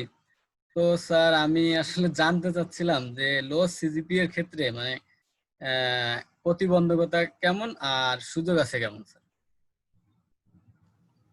ধন্যবাদ তোমার প্রশ্নের জন্য। আসলে এটা সত্যি কথা যে সিজিপিএ লো থাকলে একটু প্রতিবন্ধকতা থেকেই যায়। সেটা হলো গিয়ে যে একটা তো প্রত্যেকটা স্কলারশিপ যখন স্কোরিং করা হয়, স্কোরিং করার ক্ষেত্রে তখন তার এক্সেলেন্ট রেজাল্ট গুলোকে আসলেই একটু ওখানে ভালো স্কোর সে পায়। তো এটা যে কম্পেনসেট করার সুযোগ নাই সেটা কিন্তু না, যে যেখানে ল্যাকিংসটা তৈরি হয়েছে যে আমার রেজাল্ট এখানে কিছু কম আছে, কিন্তু পরবর্তীতে অন্যান্য জায়গায় যে একটু পেপার বেশি হলো, কিংবা আমার কাজের অভিজ্ঞতা, রিসার্চের যে অভিজ্ঞতা জায়গাগুলো বেশি হলো, অরিজিনাল রিসার্চের অভিজ্ঞতা কিংবা স্কিল, যে আমার এই স্কিলটা আছে, খুব কনফিডেন্টলি বলতে পারা যে আমি স্ট্যাটিস্টিক্স এর এই অ্যানালাইসিস গুলো পারি, খুব স্ট্যাটিস্টিক্স ইউজ করে এটা পারি, আমি এই সফটওয়্যারটা খুব ভালো ইউজ করতে পারি, আর ইউজ করতে পারি, বা আমি খুব ভালো কোনো সফটওয়্যার ইউজ করতে পারি, এরকম যদি কিছু স্কিল থাকে, তো সেক্ষেত্রে এই বিষয়গুলো ওভারকাম করা সম্ভব। আমি ইন্সপিরেশনাল কথা বলি, পটুয়াখালী বিজ্ঞান প্রযুক্তি বিশ্ববিদ্যালয়ের এক ছাত্রের গল্প আমি শুনেছি, ওটা সত্যি কথা, গল্পটা আসলে বলে ভুল হবে। সেটা বিবিএ তে পড়তো, তার সিজিপিএ ছিল 2.82। তো তার খুব বাইরে যাওয়ার শখ, তো তাকে একজন খুবই ইন্সপিরেশন দিত। তো একটা সময় সে আইএলটিএস স্কোর করলো 8। হ্যাঁ, তো আইএলটিএস স্কোর 8 করার পরে সে সিডনি ইউনিভার্সিটিতে পরে পিএইচডি করতেছে। আমার জানার মধ্যে লাস্ট স্টেপ সিডনি ইউনিভার্সিটিতে পিএইচডি করতে, তারপরে তার সাথে আমার কমিউনিকেশন বা যোগাযোগ হয়নি ভাবে। কিন্তু সম্ভব, কিন্তু অসম্ভব না। তো কারো যদি আগ্রহ থাকে, ওই যে বললাম যে লেগে থাকা, আর ওই যে জিনিসগুলো করতে থাকা, স্টেপ বাই স্টেপ যোগাযোগ, নেটওয়ার্কটা ডেভেলপ করা, রিসার্চের সাথে লেগে থাকা, কিছু স্কিল ডেভেলপ করা, তাহলে অবশ্যই সম্ভব, অসম্ভব না। তবে ওই যে রেজাল্টটা থাকলে ওইখানে একটা অ্যাডভান্টেজ থাকে, কিন্তু কেউ বাদ পড়ে যায় না আসলে। হ্যাঁ, ধন্যবাদ স্যার। আব্দুল্লাহ জামান। আসসালামু আলাইকুম স্যার। প্রথমে ধন্যবাদ জানাই আমি নুরুল স্যারকে, স্যারের অনেক সুন্দর একটা সেশন দিয়েছেন, এবং পরবর্তীতে আরো জানাচ্ছি রিসার্চ সোসাইটি টিমকে, যিনারা এত সুন্দর একটা প্রোগ্রাম আয়োজন করছেন। তো আমার প্রশ্নটা হচ্ছে, আমি রাজশাহী বিশ্ববিদ্যালয়ে জিওলজি অ্যান্ড মাইনিং এর 3rd ইয়ার শেষ করতে যাচ্ছি। আমার প্রশ্নটা হচ্ছে যে একই রিসার্চ মানে একটা জায়গায় হয়েছে, সেটাকে আমি পুনরায় আমার দেশে বা বিভিন্ন দেশে হয়েছে, সেটাকে আমার দেশে প্রেক্ষিতে আমি করতে যাচ্ছি, সেটা করা যায় কিনা একটা প্রশ্ন। আর একটা হচ্ছে, বা আমার দেশেও হয়েছে, মানে একই মেথডে আমি অন্য একটা আউটকাম নিয়ে আসতে যাচ্ছি, সেটা করা যায় কিনা সে বিষয়ে আমি জানতে চাচ্ছি। তো প্রশ্নটা সুন্দর। আসলে সবসময় রিসার্চ আসলে উদ্দেশ্যই তো হলো গিয়ে নতুন কিছু বের করা, নোভেলিটি থাকা, রিসার্চের নোভেলিটি থাকাটা খুব জরুরি। তো হ্যাঁ, এটা হয় যে একটা জায়গায় একটা কাজ হয়েছে, এটা পুরো সরাসরি আমি কাজটাই আবারই মানে রেপ্লিকেট করলাম, রেপ্লিকেশন এই ধরনের। হ্যাঁ, রেপ্লিকেশন হতে পারে যখন কনটেক্সটটা ভিন্ন হয়, জায়গাগুলো ভিন্ন হয়। যেহেতু জিওলজি মাইনিং এর কথা বলতেছো, নিশ্চয়ই অস্ট্রেলিয়ার রক ফরমেশন যেরকম, সয়েল ফরমেশন যেরকম, ঠিক এরকম তো আর বাংলাদেশের না। তো যদি ওই একই মেথডে কাজ হয়, তার আউটকামটা কিন্তু ভিন্ন হয়ে যাবে, আউটকামটা ভিন্ন হয়ে যাবে। এবং ওটা যদি পার্টিকুলার ইমপ্লিকেশন নোভেলটি দেখানো যায় যে এই নোভেলটি আছে ইমপ্লিকেশনের ক্ষেত্রে, তাহলে ওটা অবশ্যই গ্রহণযোগ্য। কিন্তু একই জিনিস যদি হয় এবং জিনিসগুলো আউটকামটা যদি একই হয়, তাহলে আসলে ওই রিসার্চের কি বলে কিনা যে মূল্যবান অনেক কমে যায়, এটা সত্যি কথা। একটা বিষয় আসলে খুবই গুরুত্বপূর্ণ, যত বেশি ফার্স্ট অ্যাটেম্প্ট কাজ করা যায়, যেটা এই কাজটা হয়নি আমি এটা করছি। কারণ যখন একটা রিসার্চকে ভালো জার্নালে বা ভালো একটা জায়গাতে উপস্থাপন করতে হয়, তখন এই কাজের ভিতরে খুব নোভেলটি বা নতুনত্ব থাকার প্রয়োজন হয়। আমরা যখন কি বলে কিনা যে এই ইন্ট্রোডাকশন লিখি, তখন ইন্ট্রোডাকশনে সবার প্রথমেই একটা কাজ থাকে আমাদের যে কোনো রিসার্চের ক্ষেত্রে, যে আমার এই কাজটা নতুনত্বটা কি, হ্যাঁ এই কাজটা কি দিচ্ছে নতুন করে, এবং যে কাজটা আগে কখনো হয়নি সেটা দেখানোর খুব প্রয়োজন হয়ে থাকে। তো যদি এরকম হয় যে অন্য অন্য দেশে হয়েছে আমি এখানে করতেছি, বিষয়টা এরকম না, বরং আমি এটা করার কারণটা কি সেটাকে খুঁজে বের করা, যে অন্য অন্য দেশে একটা কাজ করা হয়েছে, সেই কাজটা বাংলাদেশে আমি কেন করতেছি, সেখানকার নোভেলটিটা কি, সেই জায়গার নতুনত্বটা কি, সেটার পরবর্তী কাজ কি হতে পারে, ইমপ্লিকেশন কি হতে পারে, এই বিষয়টাকে যদি উপস্থাপন করা যায় তাহলে রেপ্লিকেশনের সমস্যা নাই। তবে হুবহু একই জিনিস হলে সেটা আসলে তখন তো আসলে এভাবে এটা গ্রহণযোগ্যতা অনেক নিচের লেভেলে চলে যাবে আর কি। তো আমার কাছে যেটা মনে হয় যে, হ্যাঁ আমি বলতেছি তো একটা কথা যে সব প্রথম থেকে যে এরকম তো হবে না যে নোবেল প্রাইজ পাওয়ার মতো কাজ করে হয়ে যাবে আন্ডার গ্রাজুয়েটে বা মাস্টার্সে, বাট এরকম হতে পারে যে একটা নতুন কিছু করার চেষ্টা করা। হ্যাঁ, আবার আন্ডার গ্রাজুয়েট রিসার্চের ক্ষেত্রে এটাও বলা হয়, আমরা খুবই বলতাম বা আমি ছাত্র শিক্ষক হিসেবে বলেছি, ছাত্র হিসেবে শুনেছি এটা, যে আন্ডার গ্রাজুয়েট রিসার্চ মানে হলো যে রিসার্চ করতে শেখা, একটা রিপোর্ট লিখতে শেখা, এতটুকুন হলেও চলবে। বাট নোবেলটি হলে হবে কি পাবলিকেশনের সুবিধা হবে, তখন এই অপরচুনিটি গুলো আরো বাড়বে আর কি। ধন্যবাদ। হ্যাঁ, ধন্যবাদ। জুবায়ের হোসেন, হ্যাঁ জুবায়ের বলো। আসসালামু আলাইকুম। ধন্যবাদ স্যার আপনার তথ্যবহুল সেশনটার জন্য, আর ধন্যবাদ রিসার্চ সোসাইটিকে আজকের প্রোগ্রামটি আয়োজন করার জন্য। স্যার আমি জুবাইর হোসেন, পড়াশোনা করছি খুলনা বিশ্ববিদ্যালয়ে এনভায়রনমেন্টাল সায়েন্স ডিসিপ্লিনে 3য় বর্ষে। আমার যে কোশ্চেনটা ছিল সেই কোশ্চেনটা হচ্ছে, বর্তমান জিআইএস তো ইন্ডাস্ট্রির মতো হয়ে গেছে, খুবই বিশাল। তো আমরা যারা জিআইএস ব্যাকগ্রাউন্ড তাদের ক্ষেত্রে ওই ইন্ডাস্ট্রিতে যাওয়া কতটুকু ভালো হবে, বা আমাদের ভবিষ্যতে ক্যারিয়ার যদি আমরা করতে চাই শুধুমাত্র জিআইএস বেস, তাহলে কেমন হবে? আমার কাছে মনে হয় যে, ধন্যবাদ তোর প্রশ্নের জন্য। আমার কাছে মনে হয় যে জিআইএস এর আসলে কোন জায়গায় স্যাচুরেশন হয়নি। জিআইএস এখনো একেবারে আনপুরা একটা জায়গা, একটা সফটওয়্যার, তো এটা আসলে একটা মেনু বেস সফটওয়্যারের কাজ, তাই না? এটাকে আরো বেশি বড় জায়গাতে নিয়ে যাওয়ার অনেক ধরনের চেষ্টাও হচ্ছে। কি বলে কিনা যে এটাকে কি বলে রিমোট সেন্সিংটাকে এটার সাথে যখন ইনক্লুড করা হয়, এটাকে আরো বেশি বড় ধরনের অ্যানালাইসিস বা বড় ধরনের রিসার্চ হচ্ছে, এবং এটা তো বড় জায়গা। কারণ হলো গিয়ে যে সমস্ত জায়গায় ডেটা পুয়ার রিজিয়ন, যেহেতু বাংলাদেশে, যেমন বাংলাদেশে যদি আমি এয়ার পলিউশনের সেক্টরগুলো দেখতে চাই, এয়ার পলিউশন গুলো কিভাবে হচ্ছে, কিন্তু বেশিরভাগ ক্ষেত্রে কিন্তু রিমোট সেন্সিং ডাটা নিয়ে কাজ করতে হয়। হ্যাঁ, এরকম কি বলে লোকাল ডেটা বা লোকাল যেরকম মেশিনারি, এগুলো কিন্তু ডিওই তে বলো যেখানে বলো সেখানেই খুব কম। তো আমার কাছে মনে হচ্ছে যে, মনে হয় না যে জিআইএস এর ফিল্ডে স্যাচুরেশন আসছে, বরং এটা আরো বেশি অনেক বড় জায়গা তৈরি করতেছে আরো বেশি। এজন্য আমার কাছে মনে হয় যে এটাতে থাকলে এবং এটা আরো নতুন নতুন ডাইমেনশন খুলবে। তুমি যদি এখন বেসিকটা শিখে নাও, তো পরবর্তীতে তোমার জন্য আরো অনেক নতুন নতুন রাস্তা খুলবে। এটা কোনোভাবেই একটা স্যাচুরেটেড ফিল্ড আমি মনে করি না। এবং এটা একটা খুব ভালো সফটওয়্যার বা ভালো টুলস, মানে কি বলে, ভালো রিসার্চ করার জন্য, যদি ভ্যালিডেশন গুলো সুন্দরভাবে করা যায়। ধন্যবাদ হ্যাঁ, স্যার। মারুফ বিল্লাহ, মারুফ, আমাদের মারুফ সম্ভবত। স্যার আসসালামু আলাইকুম স্যার। আমি মারুফ বিল্লাহ স্যার। আমি এখন স্যার আছি data science and hydrologic model analyst হিসেবে আছি sir, climate model and simulation ল্যাবে, institute of water and fire ম্যানেজমেন্টে। স্যার আমরা আপনার সরাসরি ছাত্র স্যার, আপনার সাথে স্যার আমাদের থাকার সৌভাগ্য হয়েছে, সান্নিধ্য পাওয়ার সৌভাগ্য হয়েছে স্যার। আজকে আপনার আলোচনা স্যার আমরা খুবই এনজয় করছি। স্যার আমার যে জানার যে বিষয়টা ছিল স্যার, যে দেখা গেল স্যার আমরা যখন আন্ডারগ্রেডে ছিলাম বা এখন যারা আন্ডারগ্রেডে আছে তাদের অনেকের রিসার্চ সেক্টর থাকার খুব ইচ্ছা থাকে। এখন রিসার্চ সেক্টর থাকার ফলে বাংলাদেশের ক্ষেত্রে যে সবচেয়ে বড় কাজের জায়গাটা হচ্ছে কেউ যদি একাডেমিশিয়ান হয় বা মনে করেন কেউ যদি বাইরে চলে যেতে পারে, সেই জায়গাটা বড় দুটো জায়গা থাকে। কিন্তু সবসময় হয় কি, দেখা গেলো অনেকে স্লিপ করে, দেখা গেলো হঠাৎ করে সে বাইরে যেতে চাইছে কিন্তু ওই সময় তো হঠাৎ করে বাইরে যেতে পারে নাই, বা মনে করেন সে একাডেমিশিয়ান হওয়ার সেই কোয়ালিটি তার ভিতরে নাই। তখন তার ক্ষেত্রে স্যার আপনি কি পরামর্শ দিবেন, এবং বাংলাদেশের একাডেমিশিয়ান ছাড়া অন্যান্য সেক্টর থেকে গবেষণা করার সুযোগটা কতটুকু এবং সেটা প্রয়োজনের তুলনায় মানে যথেষ্ট কিনা, সেই জায়গায় নিজে কিভাবে প্রস্তুত করবে, এইটা যদি স্যার আপনি একটু কাইন্ডলি স্যার আমাদের যদি একটু হাইলাইট করতেন। হ্যাঁ মারুফ, ধন্যবাদ তোমাকে। আসলে আমি বলবো কি, বাংলাদেশের একাডেমিশিয়ানরা আসলে প্রয়োজনেই বাইরে বের হয়, এবং সবাই যে আসে তা তো আর না। আর বাংলাদেশের বরং অন্য অন্য সেক্টরের লোকজন আরো বাইরে গিয়ে অনেক ভালো করে। আমি উদাহরণ দিতে পারবো, অনেক ভুরিভুরি উদাহরণ দিতে পারবো যারা এনজিও সেক্টরে কাজ করতো বাংলাদেশে। NGO forum for drinking water supply and sanitation, এখানে কাজ করতো এরকম ডাক্তার এখন অস্ট্রেলিয়াতে বিভিন্ন ইউনিভার্সিটির তারা অ্যাসোসিয়েট প্রফেসর পজিশন পেয়ে গেছে। তারপরে তোমার আরো অনেকগুলো এনজিও আমি একটা উদাহরণ তোমাদেরকে দিয়েছিলাম যে একজন আমার ছোট ভাইয়ের কথা, যে সেও কিন্তু এনজিও সেক্টরে কাজ করতো, কিন্তু ওই যে বললাম প্রথম থেকে প্রস্তুতি, সেকেন্ড ইয়ার থার্ড ইয়ার থেকে প্রস্তুতিটা শুরু হয়েছে তার। এরকম যারা প্রস্তুতি নেওয়া শুরু করে আগে থেকে, যাদের ডেডিকেশন থাকে, তারা আসলে কোনোভাবেই আটকে যায় না। আমি এটা মানে বলতে পারি আর কি হলফ করে যে আটকে যাবে না। তো আমি মনে করি না যে এনজিও সেক্টরে যারা আছে তারা বাইরে আসার সুযোগ কম পায়, বা যারা কি বলে গভর্নমেন্ট ইউনিভার্সিটিগুলোতে চাকরি করছে না তাদের সুযোগ কমে যায়, এটা না।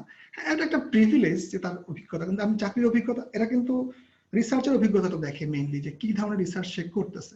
তো বিশ্ববিদ্যালয় শিক্ষকদের ক্ষেত্রে তারা ধরেই নেয় যে তারা গবেষণার মধ্যেই আছে, এই জন্য সুবিধাটা ওখানে বেশি পাওয়া যায়। কিন্তু অন্যান্য জায়গায় যারা কাজ করে তাদের যদি ভালো পাবলিকেশন থাকে, ভালো কি বলে কিনা যে ভালো রিসার্চ আউটপুট থাকে, কোনোভাবে রিপোর্ট যেটাই হোক, ভালো নেটওয়ার্ক থাকে, তাহলে অবশ্যই তার ক্ষেত্রে এটা সুযোগটা কমে না আমি মনে করি। আরেকটা বিষয় কিন্তু সত্যি যে বাংলাদেশে কিন্তু বিশ্ববিদ্যালয়ের শিক্ষকদের থেকে এখন যারা বিসিএস কর্মকর্তা তারা কিন্তু বেশি সুযোগ পায় বাইরে আসার ক্ষেত্রে। কারণ আমাদের একেবারে আলাদা করে অনেকগুলো স্কলারশিপ সরকার নির্ধারণ করে রাখছেন, যেমন স্ট্রেনথেনিং একটা স্কলারশিপ আছে আমাদের, তারপরে কি বলে প্রাইম মিনিস্টার ফেলোশিপের 70% কোটা তাদের আছে, তারপরে তোমার বঙ্গবন্ধু ফেলোশিপের ক্ষেত্রে তাদেরকে আগে থেকে মূল্যায়ন করা হয় বেশি। তো এরকম মানে বিশ্ববিদ্যালয়ের শিক্ষকদের কিন্তু আসলে সুযোগ এখনকার সময়ে আজ বাংলাদেশে অনেক কমে আসছে কম্পারেটিভলি। সেই অর্থে আমি বলবো যে হ্যাঁ, এনজিও সেক্টরে সুযোগগুলো আরো বেশি আছে।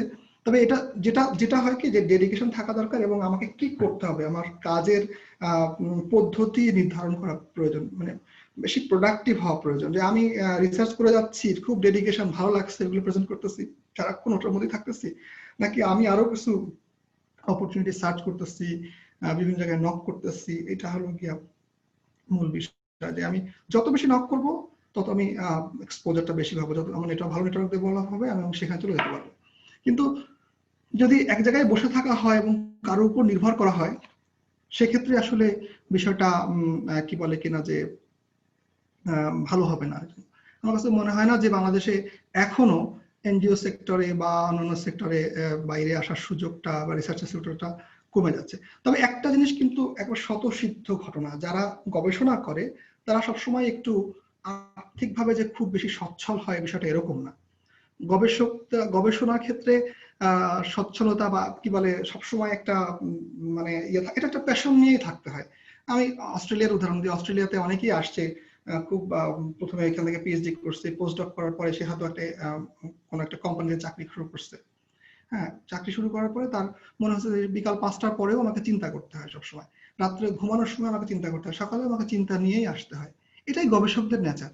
এরপরে সে হয়তো চাকরি ছেড়ে দিয়ে অন্য জায়গায় এসে অন্য কোনো কিছু শুরু করছে।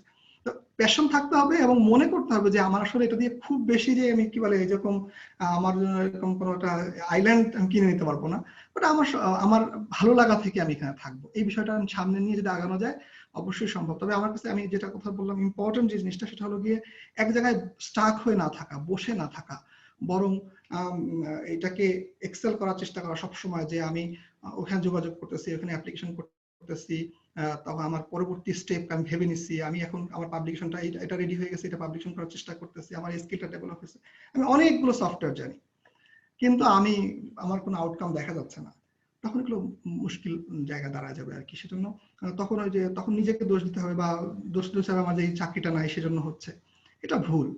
চ্যালেঞ্জ নিতে হবে, কারণ কি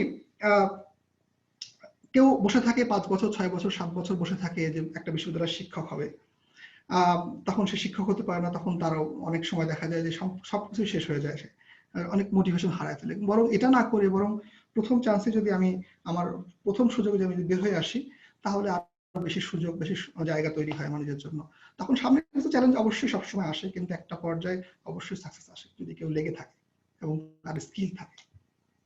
ধন্যবাদ। ধন্যবাদ। নাম উচ্চারণ ভুল হলে ক্ষমা প্রার্থী। প্রমিতা সাহা।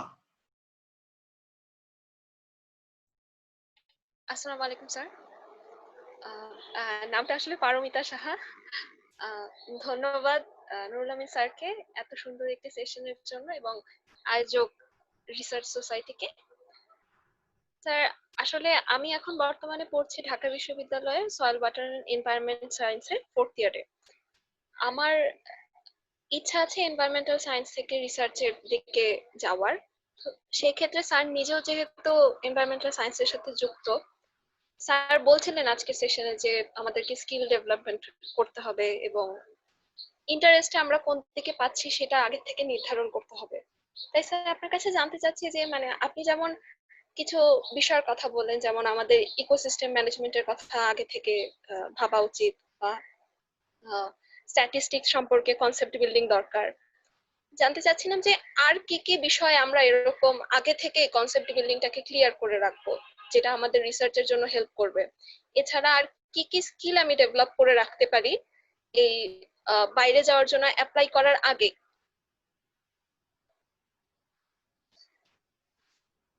ধন্যবাদ তোমার প্রশ্নের জন্য। আসলে বাইরে যাওয়ার আগে যেটা মানে আমি মোটা দাগে যেটা বললাম যে 3-4টা জিনিস তো লাগবেই সবসময়, যে আমার ইংলিশ টেস্ট, এক্সপিরিয়েন্স যেটা, তারপরে হলো গিয়ে ভালো মোটিভেশন লেটার লেখা, এগুলো তো লাগবে। আর স্কিল ডেভেলপমেন্টের ক্ষেত্রে আমি বলেছি যে এই স্কিলগুলো ডেভেলপ হলে বাইরে এসে কাজ করতে সুবিধা হবে, বাইরে এসে স্কিলটাকে এক্সেল করতে আরো সুবিধা হবে।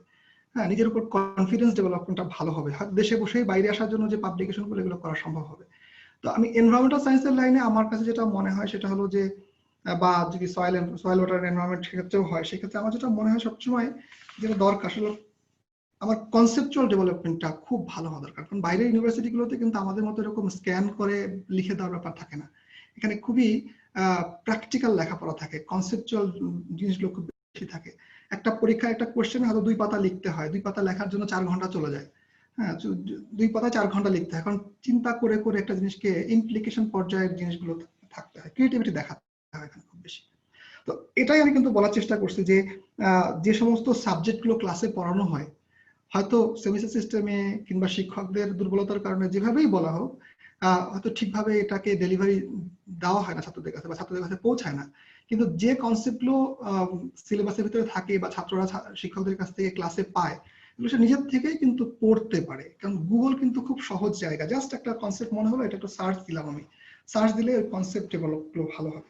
তো কনসেপচুয়াল ডেভেলপমেন্ট গুলো খুব ক্লিয়ার থাকা দরকার, এইটা আমার কাছে মনে হয়। আর আরেকটা যেটা বলছিলাম যে যে সমস্ত শিক্ষকরা বাইরে আছেন, প্লাস যে সমস্ত বড় ভাইরা বাইরে আছে, বড় বোনরা বাইরে আছে, তাদের সাথে একটু যোগাযোগ করলে কোন কোন কনসেপ্ট গুলো থেকে বেশি কনসেপচুয়াল ডেভেলপমেন্ট গুলো ক্লিয়ার থাকতে হয় সেগুলো মানে জেনে নেওয়া খুব সহজ হয়ে যায়। তখন ওইগুলোর উপর পড়াশোনা করা নিজের আগ্রহে, কারণ সেমিস্টার সিস্টেমে এটাই একটা সবচেয়ে বড় বৈশিষ্ট্য, নিজের আগ্রহে অনেক বেশি পড়তে হয়। যেহেতু আমাদের দেশে ওইভাবে একটা কোর্স মানেই মানে সবকিছু লার্ন করা না, সেজন্য আমার কাছে মনে হয় যে নিজের থেকে ডেভেলপ করতে হবে। একটা স্ট্যাটিস্টিক্স এর যে বিষয়টা বলছে, স্ট্যাটিস্টিক্স যদি যে অনার্সে স্ট্যাটিস্টিক্সে ভালো ব্যাকগ্রাউন্ড ডেভেলপ করে, আসলে কোনটা স্ট্যান্ডার্ড ডেভিয়েশন কি এটা তো মুখস্থ করা হয়েছে বহুবারই, আমি আমার অনার্সের কথা বলতেছি। হ্যাঁ, তারপরে মিন কি, কাটশট মেথড কি, এগুলো অনেক কিছু আমরা পড়ছি, কিন্তু ইমপ্লিকেশন কি বা এটা আসলে কি মিন করে, মানে ডিগ্রি অফ ফ্রিডম কি আসলে, এটা যদি আমি ওখানে ভালো করে বুঝে আসি প্র্যাকটিক্যালি, তাহলে কিন্তু আমার পরবর্তীতে এর অ্যাডভান্স লেভেলে চিন্তা করা সহজ হবে এবং অ্যাডভান্স লেভেলে কাজ করাও আমার জন্য সহজ হবে। সেজন্য বলছি যে স্ট্যাটিস্টিক্সটা একেবারে বেসিক সব সাবজেক্টের জন্য, যে সাবজেক্টে যে চিন্তা করে এই বেসিক স্ট্যাটিস্টিক্সটা শেখা দরকার। হ্যাঁ, আমাদের সাথে কিছু হলেই অনুভব করে ফেলে, খুব মজা লাগে আমার কাছে। এনিওয়ে, তো বিষয়টা হলো যে মানে কেন করছি এই বিষয়টাকে খুব ভালোভাবে বোঝা। মানে আমি এসপিএসএস পারি, ছেলেরা বলে আমি এসপিএসএস পারি, আমি সাস পারি, এটা পারার কোনো বিষয় না, কারণ সফটওয়্যারে তো আমি কিছু ডেটা দিয়ে একটা অ্যানালাইসিস দিলে অ্যানালাইসিস করে দিবে, কিন্তু ওই রেজাল্টটা যে আউটকামটা আসছে সেটা কি মিন করে, টেবিলটা কি মিন করে, অ্যানোভা টেবিলটা কি মিন করে, হ্যাঁ এইটাকে আসলে বোঝা দরকার। এই বোঝার জন্য কিন্তু অনার্স লেভেলেই সম্ভব। আর এখন এত বেশি অ্যাক্সেস আছে ইউটিউব বা এই জালালদের মতো যারা বিভিন্ন সুন্দর সুন্দর জিনিস করতেছে, এগুলো দেখলে কিন্তু অনেক ভালো ইয়ে হয়ে যায় এই স্কিলগুলো ডেভেলপ করা। আর নিজের সাবজেক্টগুলোতে যে সাবজেক্টগুলো সবচেয়ে ইম্পর্টেন্ট, যেগুলো বিশেষ করে এখন ক্লাইমেট চেঞ্জ, ইকোসিস্টেম ম্যানেজমেন্ট, এইসব বিষয়গুলোকে খুব বেশি প্রতিটা কনসেপ্ট, ভেরিয়েবল কোনটা, কোনটা ইন্ডিকেটর, কোনটা ডাইমেনশন, কোন ডাইমেনশনে কোনটা কি হচ্ছে, এগুলো ভালোভাবে আত্মস্থ করা, বোঝা। যদি বোঝা যায় তাহলে আসলে পরবর্তীতে ক্রিয়েটিভিটির যে জায়গাতে যাওয়া সহজ হবে। আর একটা বিষয় হতে পারে সেটা হলো গিয়ে আর্টিকেল পড়া, সহজ সহজ আর্টিকেল গুলো পড়া টেক্সট বুকের বাইরে।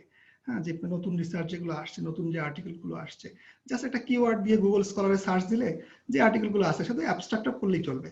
অ্যাবস্ট্রাক্টটা পড়লে অনেক কিছু বুঝে আসে, যেগুলো বোঝা যায় আমার লাইনের জিনিসপত্র সেগুলো, তাহলেও স্কিল ডেভেলপ হতে পারে। এই তো মোটামুটি এরকম। হ্যাঁ, ধন্যবাদ স্যার। ধন্যবাদ স্যার। হচ্ছে মানে স্ট্যাটিস্টিক্স আমি সবসময় আমার মানে ট্রেনিং এ সবসময় বলি, গবেষণার হৃদয় হার্ট যদি বলি সেটা হচ্ছে স্ট্যাটিস্টিক্স। ওই যে আপনি স্যার বললেন দিলে, আমি অনেক স্টুডেন্টকে জিজ্ঞাসা করছি, প্রথম যখন ট্রেনিংটা ছিল এসপিএসএস এ মানে স্ট্যাটিস্টিক্স, তো সবাই বলতেছে এসপিএসএস তো আমি পারি, সেটা আমাকে অনেক মেল দিছে, আমি এক্সপার্ট। আমাদের এক্সপার্ট তুমি কি? আসার পরে জিজ্ঞাসা করে আর স্কয়ারের ভ্যালুটা কি, কয় জানি না, এটা আর স্কয়ার তো এই আর স্কয়ার মানে কি, পি ভ্যালুটা কেন দরকার, আর কি, এই জিনিসগুলো বুঝে না। সো আমার ভিডিও অনেক আছে, আশা করি যে স্যার যেটা বললো ইউটিউবে দেওয়া আছে, এবং নেক্সট ইয়ারে প্রথম দিকে মানে রিসার্চের প্রথম কাজ হচ্ছে স্ট্যাটিস্টিক্স শেখানো, পাইথন এবং এসপিএসএস দুইটাই শেখাবো। ইভেন এক্সেলও করা যায়, এক্সেলও এই স্ট্যাটিস্টিক্স করা যায়, কিন্তু বিষয়টা হচ্ছে জানা। তো স্যার যেটা বললো, স্যারের সাথে আমি একমত, এবং এই বিষয়গুলো খুবই গুরুত্ব দেওয়া দরকার। আর স্যার যেটা স্কিলের কথা বললো, পাইথনে কম্পিউটার প্রোগ্রামে ডেটা অ্যানালাইসিস, যে স্যার যে বললো কোন ডাইমেনশন কি, ভেরিয়েবল কি, ডেটা কি, আসলে এই বিষয়গুলো একদম ভেঙে ভেঙে অ্যানাটমি করবো ইনশাল্লাহ। মানে 25 তারিখ থেকে শুরু হবে ইনশাল্লাহ। তো যারা আগ্রহ আছে, যারা অলরেডি রেজিস্ট্রেশন প্রায় 500-600 জন রেজিস্ট্রেশন করে ফেলছে, তো তারপরে এখনো যারা করেন নাই অবশ্যই করবেন, এই বিষয়গুলো সব বোঝানো হবে ইনশাল্লাহ। তারপরে হচ্ছে আবু রায়হান। আসসালামু আলাইকুম স্যার, আমি আবু রায়হান, পটুয়াখালী বিজ্ঞান প্রযুক্তি বিশ্ববিদ্যালয় থেকে পরিবেশ বিজ্ঞান দুর্যোগ ব্যবস্থাপনার 2য় বর্ষে স্যার।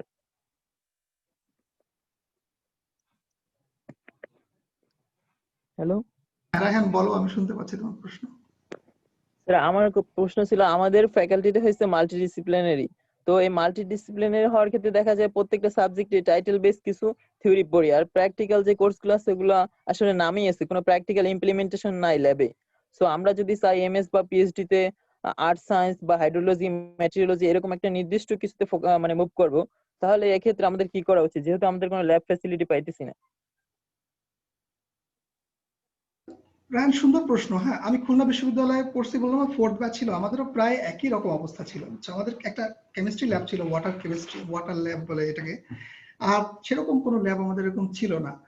তো যেটা হয়েছে যে আসলে খুলনা বিশ্ববিদ্যালয়ে আমাকে কি দিচ্ছে, আমি যদি খুব ফ্রাঙ্কলি বলি, তাহলে আমাকে প্রেজেন্টেশন করা শিখাইছে। আমি নিজেকে কিভাবে প্রেজেন্ট করবো এটা আমাকে শিখাইছে, আর তেমন কিছু না। তো আমার কাছে যেটা মনে হয় কি, যে কোথায় কি আছে এটা থেকে চিন্তা করে, মানে কি কি নাই এটা চিন্তা না করে কি মানে আমি কি করতে পারি এটা চিন্তা করা খুব বেশি জরুরি।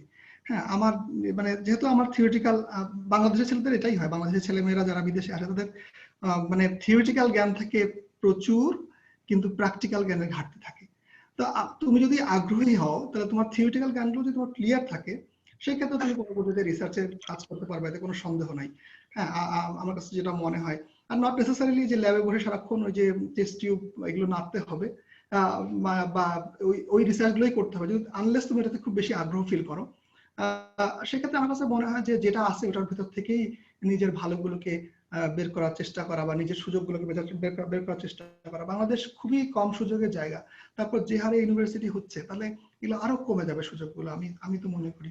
সেই ক্ষেত্রে আমার কাছে যেটা মনে হয় যে ওই যে আমি কথাগুলো বলছি, যে বাইরে যে শিক্ষক আছে তার সাথে ইনভলভ হওয়া, ফিল্ডে কাজ করা, হ্যাঁ, শেখা, বড় ভাইদের সাথে কাজ করা, শেখা, ভলান্টারি ওয়ার্ক গুলো করতে করতে তুমি অনেক কিছুই অর্জন করতে পারবা, কিন্তু এগুলো সবই করতে হবে ভলান্টারিলি, কোনো টাকা পয়সা কিন্তু এখানে পাওয়া যাবে না, তোমার শুধু অর্জন হবে স্কিলটা। এটা তুমি যদি করার চেষ্টা করো আমার মনে হতে পারে তোমার এই মানে কি বলে যে যে খারাপ লাগাটা আছে, যেগুলো নাই এগুলো নাই, এগুলো সব জায়গাতেই এই সমস্যাগুলো আছে বাংলাদেশে। আসলে তুমি তো এখন এই কোভিড এর সময় দেখলে না যে কোভিড এর টেস্ট করতে গিয়ে কত বিড়ম্বনা কত জায়গায় সৃষ্টি হলো। তো আমাদের পুরো দেশটাই এরকম। তো এখান থেকে তোমার যে সুযোগটা আছে ওই সুযোগটাকে সর্বোচ্চ কাজে লাগানোর চেষ্টা করা, যে আমি আমার থিওরিটিক্যাল জ্ঞানগুলো কমপক্ষে ক্লিয়ার করে রাখি। ক্লাসে দিচ্ছে না, তাহলে ক্লাসে যে কনসেপ্টটা আছে কনসেপ্টটা আমি হাতে নেই, পড়ি, যোগাযোগ করি সিনিয়রদের সাথে যারা বাইরে আছে বা যারা বেশি ভালো কাজ, দেশে থেকেও যারা ভালো কাজ করতেছে, যে মারুফ খুব ভালো কাজ করতেছে দেশে থেকে আমার জানা মতে। তো ওদের সাথে যোগাযোগ করলে হবে কি তোমরা এই তোমার কোথায় কোথায় গ্যাপ আছে তুমি এগুলো বুঝতে পারবে। আর এখন তো প্রচুর ইন্টারনেটে প্রচুর সুযোগ, এত সুযোগ তো ছিল না একটা সময়, তাই না? তো সেগুলোকে তুমি ব্যবহার করলে হবে, কোনো কিছু হতাশ না হয়ে বরং যে সুযোগটুকু আমার সামনে আছে ওইটাকে কাজে লাগানো, এটাই আমার কাছে মনে হয় তোমার জন্য সাজেশন। Thank you. ধন্যবাদ স্যার। আবু রায়হান, তোমার কাছে আমার একটা কোশ্চেন ছিল। হ্যাঁ আবু রায়হান, যে মানে আমার সম্পর্কে তুমি জানো, স্যার তো তোমার শিক্ষক ফ্যাকাল্টির, বাট আমার সম্বন্ধে জানো আমি কোত্থেকে আসছি? আমি আবিদের কাছে শুনছিলাম আপনার কথা, আর এর আগে একবার কখনো জয়েন করা হয় না। আচ্ছা যা হোক, তুমি তো কেবল মানে সেকেন্ড কত না বললা, আমরা যখন শুরু করি স্যার জানে আমি কিন্তু সেকেন্ড ব্যাচ। সো আমরা কিন্তু আরো সীমাবদ্ধতার মধ্যে আসছি, ফার্স্ট ব্যাচ তো অনেক সীমাবদ্ধতা গেছে কিন্তু আসছি। তো আমি যেটা বলতে চাচ্ছিলাম, আমাদের রিসার্চ সোসাইটি থেকে জিআইএস এবং রিমোট সেন্সিং ট্রেনিং হচ্ছে, সেটা করছো? ফ্রি ছিল? ফ্রি ছিল, কিন্তু আমি তো আমার এলাকায় নেট কানেকশনটা প্রবলেম হয়, আচ্ছা ওই জন্য সমস্যা নাই, তুমি এতদিন যেহেতু ছিল অনেক না। হতাশ, আমি তোমাকে স্যার যেটা বললো বড় ভাইদের সাথে, যেহেতু তুমি ফ্যাকাল্টির ছোট ভাই হতাশ, তোমাকে রিসার্চ সোসাইটি ওয়েলকাম। আমার 5টা রিসার্চ প্রজেক্ট চলতেছে, তুমি ওয়েলকাম, আসলে আমার সাথে কানেক্টেড হইতে পারো। এর চেয়ে আর কি বলবো, তুমি আমার সাথে কানেক্টেড হয়ে যাও, আমি তোমার হেল্প করব। খুশি? ধন্যবাদ ভাইয়া। হ্যাঁ ভাই, ধন্যবাদ অনেক। ওকে, থ্যাংক ইউ। হ্যাঁ এখন হচ্ছে খান মোহাম্মদ। আসসালামু আলাইকুম। আমার নাম হচ্ছে খান মোহাম্মদ ইকবাল। আমি বঙ্গবন্ধু শেখ মুজিবুর রহমান মেরিটাইম বিশ্ববিদ্যালয় থেকে আসছি, ওশানোগ্রাফি বা সমুদ্র বিজ্ঞান ডিপার্টমেন্টে। তো স্যার আমি একটু ছোট করে দুইটা প্রশ্ন করবো। তো এক্ষেত্রে প্রশ্নটা খুবই ছোট, যে স্যার আপনি বলছেন যে অস্ট্রেলিয়া বিভিন্ন ইউনিভার্সিটিতে তারা দেখা যায় যে 2 পেজ লিখতে 4 ঘন্টা 5 ঘন্টা 4 ঘন্টা ব্যবহার করতে হয়। তো ওরকম প্র্যাকটিক্যাল তাদের নলেজ তারা অ্যাপ্লাই করে। তো বাংলাদেশের টিচাররা বা অনেক দেশে আছে মানে অনেক টিচাররা যদি ওরকম পড়াশোনাটা না দিতে পারলো, আর নিজে পড়ে নিলাম, বাট এই পরীক্ষা বা প্র্যাকটিসের বিষয়টা বাংলাদেশে নেই। তো এই জিনিসটা একটা বিষয় একটু জানতে চাবো আপনার মতামত। আর আরেকটা মতামত হচ্ছে স্যার, যে আমরা যে পড়াশোনাগুলো করি থিওরিটিক্যাল অ্যাবস্ট্রাক্ট পড়ি, তো স্যার এই মেইনলি আমরা পড়িয়েতেছে যে বিদেশের বিভিন্ন কেস স্টাডি করি, বিভিন্ন রকম এনভায়রনমেন্টাল কেস স্টাডি করি। তো স্যার এক্ষেত্রে আমাদের দেশে অ্যাপ্লিকেশন গুলা দেখা যায় অনেক ক্ষেত্রে কম। তো আমরা বাংলাদেশ আর অন্যান্য দেশ তো অনেক এনভায়রনমেন্টালি নট সেম। তো এক্ষেত্রে আমি তাদের নলেজ গুলা আমার দেশে অনেক ক্ষেত্রে ব্যবহার করতে পারতেছি না, যেহেতু আমি অ্যাকচুয়ালি তাদের পড়াশোনাটা বা তাদের কাজগুলো করতেছি, আমার কাজগুলো করতেছি না। তো স্যার এই জিনিসটা নিয়ে একটু বলবেন যে কিভাবে এই জিনিসগুলো একটু ঘাটতি দূর করা যায়। ধন্যবাদ তোমার প্রশ্নের জন্য। আসলে বিশ্ববিদ্যালয়ে থেকে কি পড়াচ্ছে আর কি শেখাচ্ছে, এটা যদি তুমি একেবারে মানে আমি মাঝে মাঝে এরকম দেখি, মানে বিভিন্ন যারা এখানে কি বলে এখানে বা অন্য জায়গাতে যারা গবেষণা করতে গেছে দেশের বাইরে থেকে, তারা দেশের খুবই এটা ওটা বলে। তা আমার কাছে যেটা মনে হয় যে যদি একেবারেই না শেখানো হয়, তাহলে আমি এখানে আসলাম কিভাবে, এখানে আমি এসে এগুলো কাজ করছি কিভাবে? কিছু না কিছু তো অবশ্যই শেখানো হয়েছে, তোমাকে থিওরিটিক্যালি কিছু শেখানো হয়েছে, সবাই না শেখালেও কেউ কেউ শিখিয়েছে। এই বিষয়টা এরকম। তো আমার কাছে যেটা মনে হয় যে বাইরের শিক্ষকরা যে সবাই একই রকম শেখায় তা না, বাট এটা হলো কি যে লার্নিং বাই ডুইং এটা খুব বেশি আছে এখানে। এটার কারণ হলো কি এখানে রিসার্চের ব্যাপার থাকে, প্রচুর রিসোর্স থাকে, একটা কোর্সের জন্য প্রচুর থাকে। আমি একটা কোর্স কন্ডাক্ট করছি কিছুদিন আগে এখানে একটা কোর্সে, সেই কোর্সের যে পরিমাণ রিসোর্স এখানে আছে যেটা মানে তুমি অবাক হবে যে এত টাকা এখানে ইনভেস্ট করা হয়েছে এই কাজটা শেষ করার জন্য। আমাদের তো এরকম সুযোগ থাকে না, সুতরাং একটা শিক্ষককে একাই কাজ করতে হয়। আমার শিক্ষক কোর্স কোঅর্ডিনেটর ছিল, আমরা 4-5 জন সেখানে পার্টিসিপেট করছি, বিভিন্ন রকম হেল্প করছি বিভিন্ন জায়গাতে ছাত্রদেরকে। ছাত্র ছিল মাত্র 70 জন, কিন্তু আমার ক্লাসে দেখা যায় 200 ছাত্র থাকে। তো আমার 200 ছাত্রকে আমাকে একাই মেনটেন করতে হয়। তো এটা খুবই মাঝে মাঝে খুব কঠিন হয়ে যায় অনেক সময়। তো এটা রিসোর্স কনস্ট্রেন্ট তো আছেই আমাদের। হ্যাঁ, তারপর আমি এটা বলবো না যে সদিচ্ছার অভাব, এটা তো আছেই, অনেক কিছুই, অনেক রকম বিষয় আছে। তো এই জায়গাগুলোতে আমার কাছে মনে হয় যে ওই হতাশার জায়গা থেকে না থেকে বরং বরং আরো সামনে যাওয়ার চেষ্টা করা। আমি তো একটা উদাহরণ দিলাম একজনের কথা, যে সে তো কিছুই পাইনি, আমি নিজেই বললাম যে শুধু প্রেজেন্টেশন করা শিখেছি, আর সেরকম ভাবে কিছু না, কিন্তু বাকিটা তো নিজের থেকেই অর্জন করতে হয়, তাই না? নিজের পড়াশোনা বা আমি একজনের কথা বলতে পারি, এখানে আমাদের নিউ সাউথ ওয়েলস ইউনিভার্সিটি, উনি সিনিয়র লেকচারার এখন। তো উনি আমাদের খুলনা বিশ্ববিদ্যালয়ের সেকেন্ড ব্যাচের ছাত্র। তো উনি যখন, ওনাকে আমি একটা জিনিস দেখতাম যে একটা বই, যে কোনো একটা বই পেলে উনি পড়তে শুরু করতো। তো এটা খুব পড়ার একটা ওনার আগ্রহ ছিল। ওনার অনার্সে ওই যে কমিউনিকেশন এবং অনার্সে ওনার যোগাযোগ মাধ্যমে অনার্সের ফোর্থ ইয়ারে যখন গেছে, ওনার 2টা পাবলিকেশন হয়ে গেছে এবং ভালো জার্নালে পাবলিকেশন হয়ে গেছে। তো এখান থেকে সে এখানে আসা, চেন ইউনিভার্সিটি থেকে পিএইচডি করা, পোস্ট ডক করা, তারপর এখানে সে শিক্ষক হিসেবে থাকা। তো এগুলো তো থেকেই যায়, কিছু না থাকলেও থেকে যায়, কারণ এটা সেকেন্ড ব্যাচ মানে কি, বুঝতে পারছো যে এখানে কোনো সুযোগই ছিল না, একেবারেই খুব জালাল বোঝে সেকেন্ড ব্যাচটা কি জিনিস, কোন একটা ডিপার্টমেন্টের সেকেন্ড ব্যাচ কি হয় সেটা বোঝা যায় আর কি, এত সুযোগ কম থাকে। তো তোমার ইউনিভার্সিটিটা নতুন, সেক্ষেত্রে এই সুযোগগুলো অনেক কম। আর কেস স্টাডির ক্ষেত্রে যেটা বলছো যে কেস স্টাডিগুলো বিভিন্ন দেশে কেস স্টাডি পড়ায়, এখানে আমার কাছে যেটা মনে হয় যে যদি খুব রিলিভেন্ট না হয় তাহলে তো আসলে আমি জানি না কিভাবে এটাকে ইমপ্লাই করার চেষ্টা করা হয়। তবে আমি যেটা সবসময় ছাত্রদের সাথে করছি, জালালরা আমার সাথে কাজ করছে, প্রচুর দেশের ভিতরে বসে আমি বিভিন্ন ধরনের স্টাডি তাদেরকে পাঠাইছি, বিভিন্ন জায়গাতে ওরা যারা নিয়ে এসছে, কাজ করছে, নিজেরা আনন্দ করছে এটা। তো এই বিষয়গুলো এরকম হতে পারে। তবে বিদেশি স্টাডি করলে যে এগুলো একেবারে লার্নিং হবে না তা তো না, বরং ওখানেও লার্নিং থাকতে পারে, এবং সেগুলোকে তুমি কিভাবে তোমার জায়গাতে ইমপ্লাই করবা, চেষ্টা করবা, সেগুলো তুমি দেখতে পারো। আমরা একটা কোর্স করছিলাম থার্ড ইয়ারে পড়তো, তখন সেটা সিস্টেম ডাইনামিক্স এর একটা কোর্স। সেখানে ছিল কজ এফেক্ট রিলেশনশিপ দেখা, মানে একটার সাথে কিভাবে রিলেশন হয়। ধরো বাঘ হরিণ খাচ্ছে, হরিণের সংখ্যা কমে যাচ্ছে, এই ধরনের রিলেশন গুলো দেখা। তো ওখানে আমাদের একটা সফটওয়্যার পড়ানো হয়েছিল, স্টেলা বলতো।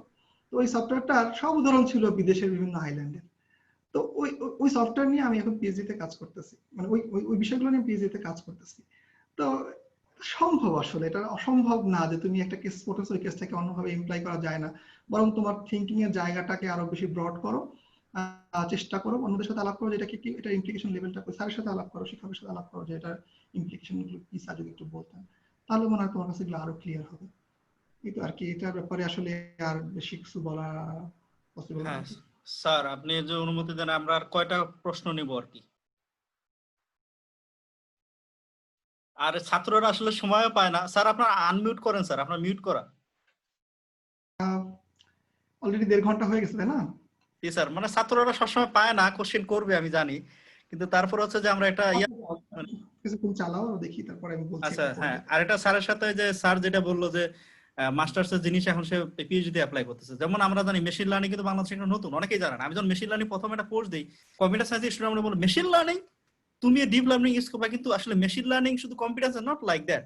মেশিন লার্নিং দেখেন আমরা প্রিডিকশন করতে পারি, সেটা আমি এখন সাইক্লোন ইউজ করতেছি। কেউ মানে এটা কম্পিউটার সায়েন্সেও ব্যবহার করা যায়, আবার এটা এই ফিল্ডেও ব্যবহার করা যায়। এর মানে এই না যে আমি একটা শুধু এটা এইখানেই ব্যবহার করতে পারবো না, ঠিক আছে? মেশিন লার্নিং তে ক্লাসিফিকেশন করতেছে, ফেস রিকগনিশন করতেছে। এখন আমরা মেশিন লার্নিং ইউজ করে স্যার যেমন এনভায়রনমেন্টাল সায়েন্সে অনেক প্ল্যান থাকতে পারে, অনেক ইকোসিস্টেম থাকে, সেটা কিভাবে ক্লাসিফিকেশন করবো? হাজার হাজার লক্ষ লক্ষ আছে, মেশিন লার্নিং ইউজ করতেছে। তার মানে এটা না যে আমার শুধু হলে ওইটা থাকলে ওইটাই হবে। এটা আমাদের মানে ভুল কনসেপ্ট আছে। যখন আমি কম্পিউটার প্রোগ্রামিং কথা প্রথম বাংলাদেশে বলি, ওই কম্পিউটার প্রোগ্রামিং কেন শিখতাম? ইভেন আমি নিজেও, আমি এক্সেল শুধু শুনতাম, একটা যে ল্যাপটপ নিয়েছিলাম, কিসের কম্পিউটার প্রোগ্রামিং তো পোলাপানেরা করবে, কম্পিউটার সায়েন্সে পোলাপান করবে। কিন্তু পরে এসে বুঝলাম যে আসলে কম্পিউটার সায়েন্স শুধু না, প্রোগ্রামিং সব ক্ষেত্রেই লাগে, কিভাবে ইউজ করবো। এই বিষয়টা স্যার যেটা বলে ইমপ্লিকেশন করতে হবে, আমার জানতে হবে কোথায় আমি ব্যবহার করবো, ঠিক আছে? এই হচ্ছে ফ্যাক্ট আর কি। এনিওয়ে, তারপরে হচ্ছে আবিদ হোসাইন। আসসালামু আলাইকুম স্যার, আমার নাম মোহাম্মদ আবিদ হোসেন। আমি পটুয়াখালী বিজ্ঞান ও প্রযুক্তি বিশ্ববিদ্যালয় থেকে দুর্যোগ ব্যবস্থাপনা 2য় বর্ষের ছাত্র স্যার।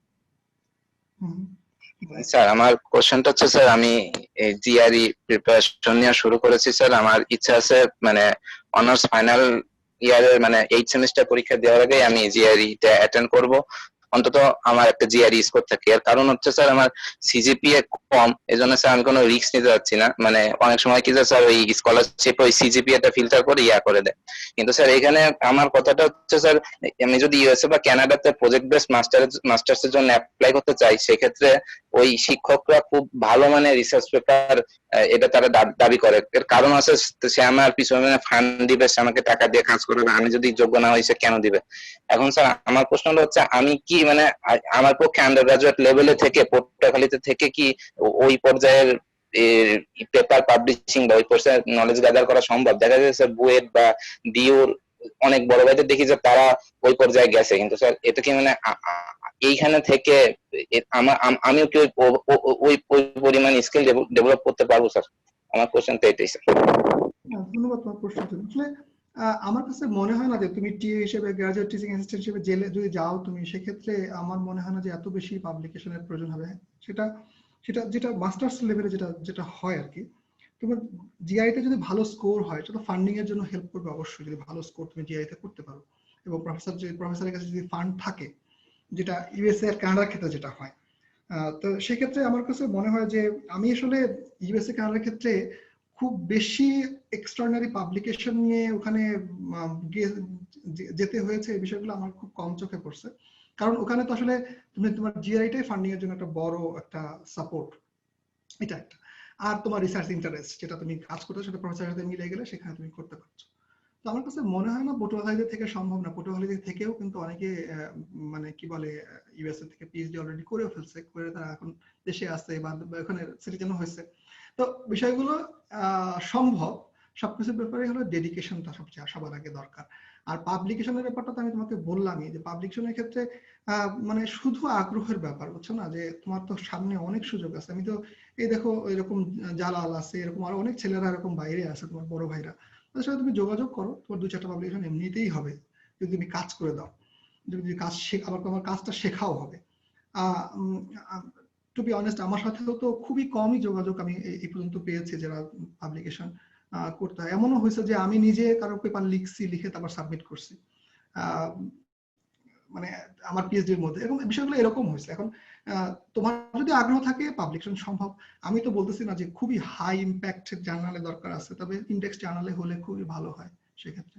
তবে আমার কাছে যেটা মনে হয় যে ইউএসএ বা কানাডা যাওয়ার ক্ষেত্রে মনে হয় না যে তোমার বিষয়টা ওইভাবে কাজ করে। এখন তুমি তোমার এখানে নিপা দত্তের সাথে আলাপ করতে পারো, তো কানাডাতে মাস্টার্স শেষ মনে হয় প্রায়, তো ও তো গেল। তো তখন আমার জানার মতো সে জিআরইও দেয়নি, আইএলটিএস এ ভালো স্কোর করেছিল শুধু। So depend on your dedication. GRE করলে তুমি অবশ্যই আমেরিকা যেতে পারবা, ভালোভাবে যেতে পারবা যদি তোমার ভালো স্কোর হয় আর কি, এটাই। স্যার যেটা বললো, স্যারের সাথে একটু যে যেমন নিপার কথা বলি, নিপার সাথে, নিপা কিন্তু এখন কানাডাতে আছে, নিপা কিন্তু আমার সাথে অ্যাপ্লাই করছে ইউরোপে, অস্ট্রেলিয়াতে। তো ওই জায়গায় এখন ডিপেন্ড করবে তুমি কোথায় যাবা। ওই স্যার যেটা বললো রিসার্চ সবসময় লাগবে এমন না। নিপা যেখানে গেছে সেখানে রিসার্চ অত বেশি না, সোশ্যাল সায়েন্সের একটা ফ্যাক্ট ছিল, ওখানে তার আইএলটিএস এর স্কোর ভালো ছিল, নিয়ে নিছে। তার মানে কিছু কিছু ফিল্ড তোমার দেখতে হবে যেখানে রিসার্চ ম্যান্ডেটরি। যেমন ও আমার সাথে ইউরোপে অ্যাপ্লাই করছে, ওর আইএলটিএস 7 ছিল, আমার 6 ছিল, বাট দুইজনের হয় নাই। অস্ট্রেলিয়াতে অ্যাপ্লাই করছে সেম ওয়ে, কিন্তু আবার দেখা গেলো কানাডাতে ওখানে গেছে, পরে ওর সাথে আমার কথা হলো, তো ওখানে আইএলটিএস স্কোরটা বেশি দরকার ছিল। তো এর মানে এই না যে তোমার হচ্ছে যে খালি তোমার এই পাবলিকেশনই থাকতে হবে, বাট এটা ডিপেন্ড করে তুমি কোথায় কিভাবে যাবা, সেট হবে। আর পটুয়াখালী থেকে যেটা বললা ভাই, হতাশ হয়ে লাভ নাই, বুয়েট থেকেই করলেই হবে, আর পটুয়াখালীতে হবে না। অনেক এক্সাম্পল আছে, যা হোক এখন সময় নাই, স্যার তো অনেক বললোই। তো পটুয়াখালী থেকেও সম্ভব, বিষয় হচ্ছে তুমি কিভাবে কাজ করবা। আর আমি যদি এখন সেকেন্ড ব্যাচের ছাত্র, এখন আমাদের যে সীমাবদ্ধগুলো ছিল, তুমি যদি আমাদের ব্যাচের সাথে বসো বা ফার্স্ট ব্যাচের সাথে বসবো, তুমি মানে হতাশে এমন হয়ে যাবে যে তুমি মানে ফিট খাওয়ার অবস্থা। কারণ আমরা এত সীমাবদ্ধতা গেছে, আমরা সবাই দোষ দেয়, এটা নাই সেটা নাই, কিন্তু এই সীমাবদ্ধতা থেকে যদি আমরা সবসময় দোষারোপ করি এই নাই সেই নাই, তাহলে তো আমি আগাইতে পারবো না। সীমাবদ্ধতা গুলো থেকেই আমাদের চ্যালেঞ্জ না থাকলে কোনো কিছু অর্জন করা যায় না। আর সাইডে স্যার যেটা বললো লেগে থাকা, তুমি এখন আমার ফ্যাকাল্টির ছোট ভাই, যদি তুমি চাও আমার সাথে কানেক্ট হয়ে যেতে পারো, রিসার্চ সোসাইটি সেটা দিচ্ছে সবকিছু ফ্রি, তো তুমি চাইলে আমার সাথে কাজ করে যাবো, ভাই আমি কাজ করবো, তুমি চাইলে দেখা যাবে যে বেসরকারি তোমার পেপার হয়ে যাবে। আমাদের 5টা রিসার্চ প্রজেক্ট চলতেছে, সো এটা কোনো বিষয় না। এটা হচ্ছে সাদনাম ফাহিম। আসসালামু আলাইকুম স্যার, আমি সাদনান ফাহিম, এখন পড়ছি এনভায়রনমেন্টাল সায়েন্স এন্ড ডিজাস্টার ম্যানেজমেন্টে পটুয়াখালী বিজ্ঞান ও প্রযুক্তি বিশ্ববিদ্যালয়ে 3য় বর্ষে। স্যার আমার প্রশ্নটা হচ্ছে যে স্যার আমরা তো বাইরে যখন অ্যাপ্লাই করতে যাই তখন আমাদেরকে অবশ্যই সিজিপিএ একটা মিনিমাম সিজিপিএ আমাদেরকে হোল্ড করতে হবে, প্লাস আমাদের একটা পেপার লাগবে, প্লাস আমাদের কিছু ভলেন্টিয়ার অ্যাক্টিভিটিসও আমাদেরকে অনেক হেল্প করে। তো আমি আসলে কিভাবে টাইম ম্যানেজমেন্টটা করব, লাইক আমি যদি কয়েকটা অর্গানাইজেশন এনভায়রনমেন্টাল রিলেটেড অর্গানাইজেশনের সাথে কাজ করি প্রজেক্ট ম্যানেজমেন্টে বা ইভেন্ট ম্যানেজমেন্টে, তারপরে যদি আমি আমার সিজিপিএ এর দিকে খেয়াল রাখি, পড়াশোনা করি, দেন আমি যদি আবার রিসার্চের সাথেও কাজ করি বা বা মানে তিনটা জিনিস একসাথে কম্বাইন করে কিভাবে আমি আগাতে পারি। যেহেতু আমি সেকেন্ড ইয়ার স্টুডেন্ট, এখন সামনে আমার আরো 2 বছর সময় আছে হাতে, তো মানে 2 বছরের মধ্যে আমি কিভাবে আসলে তিনটাকে ম্যানেজ করে একসাথে আর কি একটা, যাতে আমি ফাইনাল ইয়ারে যে একটা ভালো একটা মানে সব দিক থেকে একটু পারফেক্টলি হ্যান্ডেল করে একটা ভালো একটা ভার্সিটি এমএস করতে পারি মানে অ্যাব্রোডে। হ্যাঁ সাদমান, তোমাকে ধন্যবাদ। আমি আসলে মনে হয় যে এটা সম্ভবটা হলো যে একটা কথাই তো বললাম যে ডেডিকেশন। তুমি যদি সব জায়গাতেই সময় দাও এবং তারপরে যদি তোমার একটা সময় তোমার যদি কি বলে পড়াশোনা করার সময়টা তুমি বের করে নাও, তাহলে সম্ভব। আমার কাছে একটা জিনিস মনে হয় কি, ভালো সিজিপি এর জন্য আমি যদি ফার্স্ট সেকেন্ড থার্ড এর কথা বলছি না, আমি বলতেছি যে ভালো যেটা অ্যাপ্লিকেশন করার জন্য যে ধরনের সিজিপিএ লাগে, সেটার জন্য তো খুব বেশি পড়াশোনা করার প্রয়োজন আমার মনে হয় না। কারণ আমার ব্যক্তিগত জীবনে আমি অভিজ্ঞতা থেকে যদি বলি, আমি অনার্স আসলে বেশিরভাগ সময় ওই পিএল এর সময় খুব পড়তাম। আমাদের এখানে প্রিপারেটরি লিভ যেটা ছিল, তোমাদের পটুয়াখালীতেও এরকম আছে, প্রিপারেটরি লিভ একটা আছে। তো ওর আগে পরে কিছু পড়াশোনা করলে আমার মনে হয় যে বেশ ভালো রেজাল্ট হওয়া সম্ভব। কারণ আমরা কিন্তু ওই প্রিপারেটরি লিভেই পড়তাম, কিন্তু তারপর আমার রেজাল্ট কিন্তু খারাপ ছিল না, আমি সেকেন্ড হয়েছি, সিজিপিএ অনেক ডিস্টিংশনও ছিল। তো সেক্ষেত্রে তোমারও এটা পসিবল যদি তুমি ওই সময়টুকু পড়াশোনা করো, ওই সময়টুকু অন্য কিছুর ভিতরে সময় না দাও। হ্যাঁ, আমি এটা সত্যি কথা যে তোমার কাছে যদি মনে হয় যে তুমি যেহেতু ইভেন্ট ম্যানেজমেন্ট বা এই ধরনের কাজগুলো তোমার কাছে ভালো লাগে, তাহলে ওই কাজগুলোর মধ্যে তুমি ইনভলভ থাকো। সেক্ষেত্রে তোমার জন্য ওই একই সময় আবার বাইরের জায়গাতে তোমার গিয়ে কাজ করাটা তোমার জন্য ডিফিকাল্ট হবে, কারণ ক্লাসগুলো তো করতে হবে, ক্লাসের তো একটা পার্সেন্টেজ আছে, ওখানে তো মার্কস আছে একটা। তো সেক্ষেত্রে আমার যেটা পরামর্শ থাকবে যে তোমার যে বড় ভাই বড় আপুরা যারা বিএসসি রিসার্চ শুরু করছে কিংবা মাস্টার্স রিসার্চ শুরু করছে, তাদের সাথে তুমি যোগ হয়ে যাও, তাদের কাছে তুমি হেল্প করো ভলান্টারিলি, ক্যাম্পাসের ভেতরে থেকে তুমি করতে পারছো। তো এটা করলেও দেখা যাবে যে তাদের কাজ যদি তুমি কাছে যদি হেল্প করতে পারো, কিছু বাইরে যদি কিছু যোগাযোগ রাখতে পারো, কিছু কাজ শিখতে পারো, তাহলে ওখান থেকেও তোমার পাবলিকেশন আনা সম্ভব। অন্তপক্ষে তাদের কাছে তুমি যদি সেই পরিমাণ কন্ট্রিবিউশন করো, অবশ্যই তারা তোমাকে পাবলিকেশনের ক্ষেত্রে নাম দিবে, এটা সন্দেহ নাই কোনো, আমার কাছে মনে হয়। তো এটা তুমি ভাবে করতে পারো। আর একটা বিষয় হলো কি, বাইরের নেটওয়ার্কটা রাখার ক্ষেত্রে তুমি, আমার তো মনে হয় না যে খুব বেশি টাইম দেওয়ার প্রয়োজন আছে, মাঝে মাঝে করলেই হয়, এটা সবসময় একেবারে লাগে এরকম না। আমার কাছে তাই মনে হয় আর কি। আর সবকিছু করেই যে রাধে সে তো চুলো বাঁধে, তাই না, এরকম সবকিছু করে সম্ভব। ডেডিকেশনটা আসল, তোমার পরিশ্রমটা আসল, যে তুমি কতটুকুন সময় ফেসবুকিং এ সময় দিচ্ছ, কতটুকুন সময় অন্য অন্য বিষয়ে সময় দিচ্ছ, দুইটাই তো সমানভাবে করতে হবে। আমি ফেসবুকিং নিষেধ করছি না, এটাও একটা ভালো নেটওয়ার্ক, ভালো সোশ্যাল মিডিয়া, কিন্তু আমি বলছি যে সময়টাকে ভাগ করে নেওয়া, কারণ এটাই প্রস্তুতির সময়, সেকেন্ড ইয়ার। তুমি এটা করতে পারো।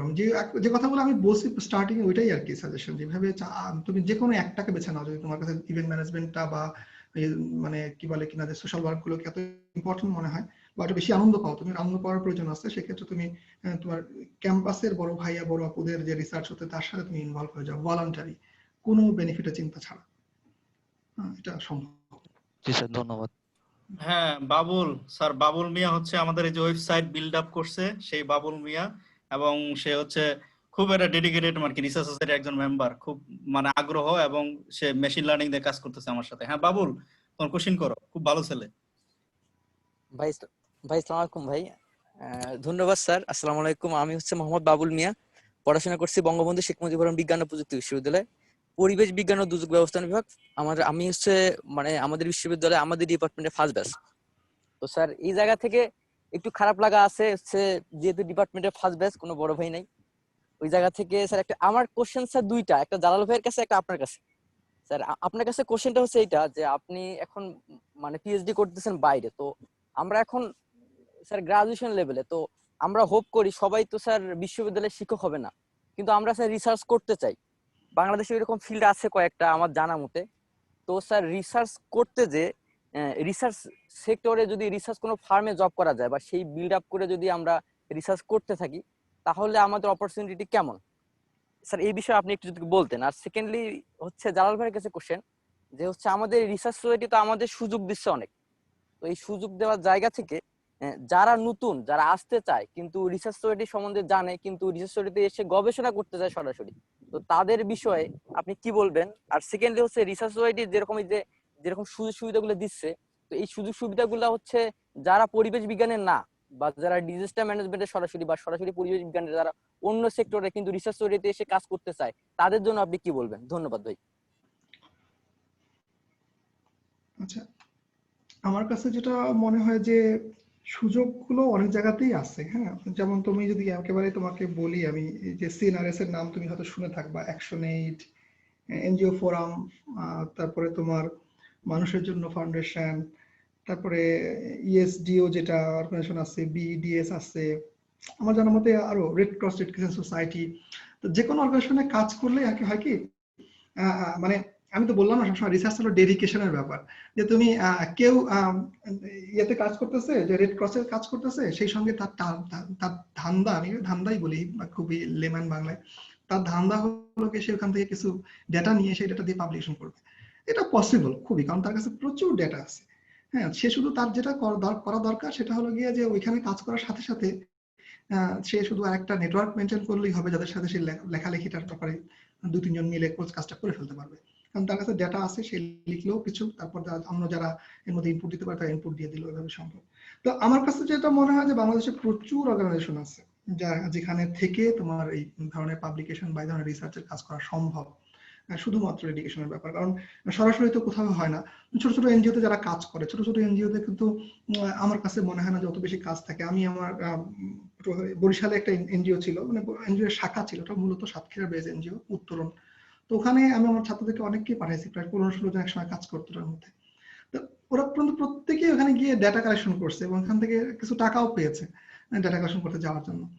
তো এটা কিন্তু এক ধরনের জব, আবার সে সঙ্গে কি বলে কিনা রিসার্চের জায়গাতেও তৈরি হচ্ছে। এখনো অনেকেই আছে বিভিন্ন এনজিওতে কাজ করতেছে, আমাদের পটুয়াখালী বলো, খুলনা বিশ্ববিদ্যালয় বলো, যারা একই সঙ্গে আবার পাবলিকেশনের ক্ষেত্রেও অনেক আগানো। আমার বন্ধুদের মধ্যে অনেকে আছে যারা কাজ করে, পরবর্তীতে তারা অনেক ভালো পাবলিকেশন করতেছে, আইসিডিডিআরবিতে যারা কাজ করতেছে, বিসিএস এ কাজ করতেছে, অ্যাকশন8 এ কাজ করতেছে, তারা সবাই খুব ভালো ভালো পাবলিকেশনেও কাজ করতেছে। আবার এটা সম্ভব। সো আসল কথা হলো ডেডিকেশন, কারণ ওরা তো চাইবে রিপোর্ট, ওরা তোমার কাছে চাইবে না পাবলিকেশন, আনলেস আইসিডিডিআরবি বা ওই ধরনের রিসার্চ একেবারেই রিসার্চ বেস অর্গানাইজেশন না হয়। কিন্তু ওই রিপোর্ট গুলোই কিন্তু অনেক রিপোর্টগুলো থেকে অনেক ডেটা তোমার কাছ থেকে তোমার পাবলিকেশন লেভেলে নিয়ে আসা সম্ভব অনেক জায়গাতেই। সেটা শুধুমাত্র আগ্রহ এবং পরিশ্রমের ব্যাপার, যে কারণ এটা তো সম্পূর্ণ আগ্রহ ছাড়া তো এটা সম্ভব না। কারণ আমাকে একটা প্রশ্ন করছে, এই প্রশ্নটা আমি এই সুযোগে উত্তরটাও দিয়ে দিই যে কিভাবে একটা পেপার পাবলিশিং এ যাইতে হয়। তো যে আমার কাছে আমার একজন বন্ধু কিছু ডেটা পাঠায় দিচ্ছে আর কি, যে দেখো তো এটা পাবলিকেশন করা যায় কিনা। তা আমি বললাম যে আসলে দেখো এই পাবলিকেশন তো করা যাবে, কিন্তু এটা তোমার ভিতরে, এটা তোমার আসলে প্রশ্নটা কি, তোমার কোয়েশ্চেনটা কি, কি কোয়েশ্চেনে তুমি আনসার করতেছো এখানে, সেটা তো আমি বুঝতে পারতেছি না। কারণ তোমার দেখাচ্ছে যে কতগুলো সিজনে কতগুলো ডেটা, মানে কতগুলো কেমিক্যাল বাড়তেছে আর কমতেছে, হ্যাঁ তুমি এটাকে ক্লাইমেটের সাথে রিলেট করার চেষ্টা করতেছো, কিন্তু এটা কি করবে আসলে, এটার জায়গাটা কোথায়, এই জায়গাটা আসলে চিন্তা করা দরকার। ডেটাগুলো আসলেই কাজ হবে না, ডেটাগুলোকে কিভাবে খেলতে হবে ডেটাগুলো নিয়ে এটা বোঝা খুব জরুরি। এবং এটা বোঝার জন্য যেটা হয় যে ডিসকাশন করা দরকার, গ্রুপ ডিসকাশন, 1-2-3 জন মিলে ডিসকাশন করা দরকার, যে ল্যাকিংস গুলো আছে ওগুলো বের হয়ে আসে। তো যদি প্রসিডিউরের জায়গাতে যাই আমি, তাহলে রিসার্চ পাবলিকেশনের প্রসিডিউরে প্রথম যে যদি কেউ থিসিসটা করে, থিসিসটা করার পরে দেখতে হবে যে তার থিসিসের কোন অংশটা সবচেয়ে ইম্পর্টেন্ট, সেই ইম্পর্টেন্ট জিনিসটা আসলে কেন ইম্পর্টেন্ট, এটা কোন প্রবলেমটাকে সে অ্যাড্রেস করছিল এখানে, সেই প্রবলেমটা নোভেলটি কি, এই জায়গায় জিনিসটা বের করে নিয়ে আসতে হবে। এটা তাকে খুব সুন্দরভাবে ক্লিয়ারলি উইথ রেফারেন্স সব জায়গায় লেখা লাগবে। তারপর সেই যে মেথডটা ইউজ করে সেই মেথডের ভিতরে নতুনত্ব কিছু এটা ঠিক করা লাগবে এবং সেটা লেখা লাগবে সুন্দর করে। তারপর তার যে রেজাল্ট, নতুন যে রেজাল্টগুলো যেগুলো সে নতুন পেয়েছে, এগুলো সব এগুলো উপস্থাপন করতে হবে এবং সবার শেষে ওই রেজাল্টটাকে তাকে সুন্দরভাবে ডিসকাস করতে হবে, যে এই রেজাল্টটা সাথে অন্যান্য রেজাল্টের সিমিলারিটি কি আছে, ডিসিমিলারিটি কি আছে এবং এটার পলিসি ইমপ্লিকেশনটা কি, এটা দেখাতে হবে। আর কনক্লুশনে তাকে দেখাতে হবে যে তার কাজটা নতুন কি ফাইন্ডিংস দেখাইছে। তো এই বিষয়গুলো এভাবে করতে ওইখান থেকে থিসিস থেকে এক্সট্রাক্ট করে তারপর এটা পাবলিকেশন লেভেলে যেতে হবে। এটা আরো অনেক আসলে ক্লামজি প্রসিডিউর। তো মোটা দাগে এটাই কথা, যে তোমার প্রবলেমের ব্যাপারে ক্লিয়ার থাকা লাগবে, প্রবলেমটা নোভেলটিকে এটা ঠিক রাখা লাগবে, যে এটা নতুনত্ব কি আছে এটার ভিতরে, মেথডের ভিতরে খুব ক্লিয়ার মেথড থাকতে হবে, রেজাল্ট গুলো খুব ক্লিয়ারলি সেই মেথড থেকে আসতে হবে, আর এটা কি দিচ্ছে সেটা ডিসকাশনে খুব সুন্দরভাবে ডিসকাস করা লাগবে। এইটাই আর কি মোটা দাগে পাবলিকেশনের ব্যাপারে কথা, বাকিটা হ্যাঁ জালাল স্যার, ভাই। আমি আমার ওই বাবুলের কোশ্চেনের আগে আপনার সাথে একটু অ্যাড করতে চাই, ওই যে পাবলিকেশন প্রসিডিউর। আমরা যেহেতু আজকে পাবলিকেশন নিয়ে কথা বলতেছি না, আমার পরামর্শ হবে, আমি চিটাগাং ইউনিভার্সিটি সায়েন্টিফিক সোসাইটি এবং রিসার্চ সোসাইটি একটা প্রোগ্রাম করছিল কিভাবে আবার পাবলিশ করতে হয়, মানে কিভাবে লিখতে হয় এবং অ্যাবস্ট্রাক্ট থেকে এবং রেফারেন্স ম্যানেজমেন্ট পর্যন্ত, এবং কিভাবে সাবমিট করতে হবে, কিভাবে কোন জার্নাল সিলেকশন করতে হবে, কিভাবে এডিটরের কাছে ইমেল করতে হবে, কভার লেটার কিভাবে, মানে টু দা পয়েন্ট যা আছে। আমার পরামর্শ হচ্ছে ইউটিউবে দেওয়া আছে, লিঙ্ক ভিডিওগুলো দেওয়া আছে, সেটা চিটাগাং ইউনিভার্সিটি সায়েন্টিফিক সোসাইটি এবং রিসার্চ সোসাইটি। আবার রিসার্চ সোসাইটি এককভাবে সেটা করছে, আমার মনে হয় সেখানে গেলে একদম ক্লিয়ার হয়ে যাবে এবং সেখানে বলা আছে। এরপরেও যদি কারো কোনো প্রশ্ন থাকে ওখানে করলে আমি হয়তো আনসার দিয়ে দিব। আর এখন বাবুল, তোমার প্রশ্ন হচ্ছে রিসার্চ সোসাইটি আসলে, হ্যাঁ আমি এজ এ ফাউন্ডার হিসেবে যেহেতু আমি এই ফিল্ডের, এই জন্য সরাসরি আমি রিসার্চ প্রজেক্ট পার্কসটা আমার ব্যক্তিগতভাবে সেটা রান করছি। বাট কথা হচ্ছে আমার ফিল্ডের বাইরে যারা, তারা কিভাবে রিসার্চ করতে চায় বা কিভাবে। রিসার্চ সোসাইটি শুধুমাত্র কিন্তু একটা ফিল্ডের জন্য, আমরা মাল্টি ডিসিপ্লিনারি ফিল্ডে, যেমন আমি তো কথা বলি, স্যার কিছু নয় বলে স্ট্র্যাটেজি সবার লাগে, এই স্ট্র্যাটেজির ট্রেনিংটা আমি যে শিখাইছি এটা সব ফিল্ডে কাজে লাগাইতে পারে সে এখানে যায়। আচ্ছা, তারপরে মেশিন লার্নিং সব ফিল্ডে কাজে লাগানো যায়। তারপরে নেক্সট হচ্ছে আমাদের পাইথন ট্রেনিং হবে 25 তারিখ থেকে, ডেটা অ্যানালাইসিস শিখাবো। ডেটা তো ইজ ডেটা, সে যেই ফিল্ডে হোক না কেন, রিসার্চ প্র্যাকটিক্যালি দেখা হবে, এটা সে ব্যবহার করে তার ফিল্ডে ব্যবহার করতে পারে। তারপরে আমাদের জিআইএসএম রিমোট সেন্সিং ট্রেনিং গুলো সেটা। তারপরে যেটা সবচেয়ে বড় জিনিস পাবলিকেশনে বা রিসার্চে, 1 নম্বরে সায়েন্টিফিক স্কিল, 2 নম্বর হচ্ছে রাইটিং। ওই যে স্যার বললো যে খালি লিখলেই হবে না, ঠিক আছে, লেখাটা একটা, লেখার মধ্যে একটা ব্যাপার আছে। সেই লেখার ব্যাপারের জন্য আমরা কিন্তু English corner of research society কিন্তু এখন ইংলিশ কর্নার তৈরি করছে, এবং সেটা আইএলটিএস এর জন্য বা ইংলিশ শেখার জন্য একটা মানে মোটিভেট করতেছি। আমরা একটা গ্রুপ খুলে ফেলছি এবং নেক্সট ইয়ারে আইএলটিএস আমি ফ্রি কোচিং, মানে ফ্রি ট্রেনিং দিব। সো এই জিনিসগুলো তারা কাজে লাগাইতে পারে।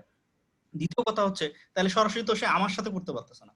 এখন তারা যদি চায় তাদের ফিল্ডে, সে ফর এক্সাম্পল একজন হচ্ছে আমাকে সেদিন চিটাগাং ইউনিভার্সিটি থেকে একজন মেল করছে, ভাই আমি তো বায়োটেকনোলজিতে পড়াশোনা করি, তো রিসার্চ সোসাইটি কেউ আছে যে বায়োটেকনোলজি রিসার্চ করে? তো আমি সার্চ করে দেখলাম কেউ নাই। তো যারা অন্য ফিল্ডের আছে, তারা রিসার্চ সোসাইটি আমাদের গ্রুপ আছে, সেখানে মেসেজ দিতে পারে, বা আমাকে পার্সোনালি বললে আমাদের সাথে কে কে আছে তার সাথে আমি কানেক্ট করে দিতে পারি। যেমন আমাদের ডক্টর দেবেন্দু বিশ্বাস স্যার আছে, উনি আমাদের অ্যাডভাইজার, উনি হচ্ছে যে অ্যানিম্যাল মেডিসিন নিয়ে কাজ করে। কেউ যদি এই ফিল্ডের হয়, আমি কিন্তু তার সাথে কানেক্ট করে দিতে পারবো।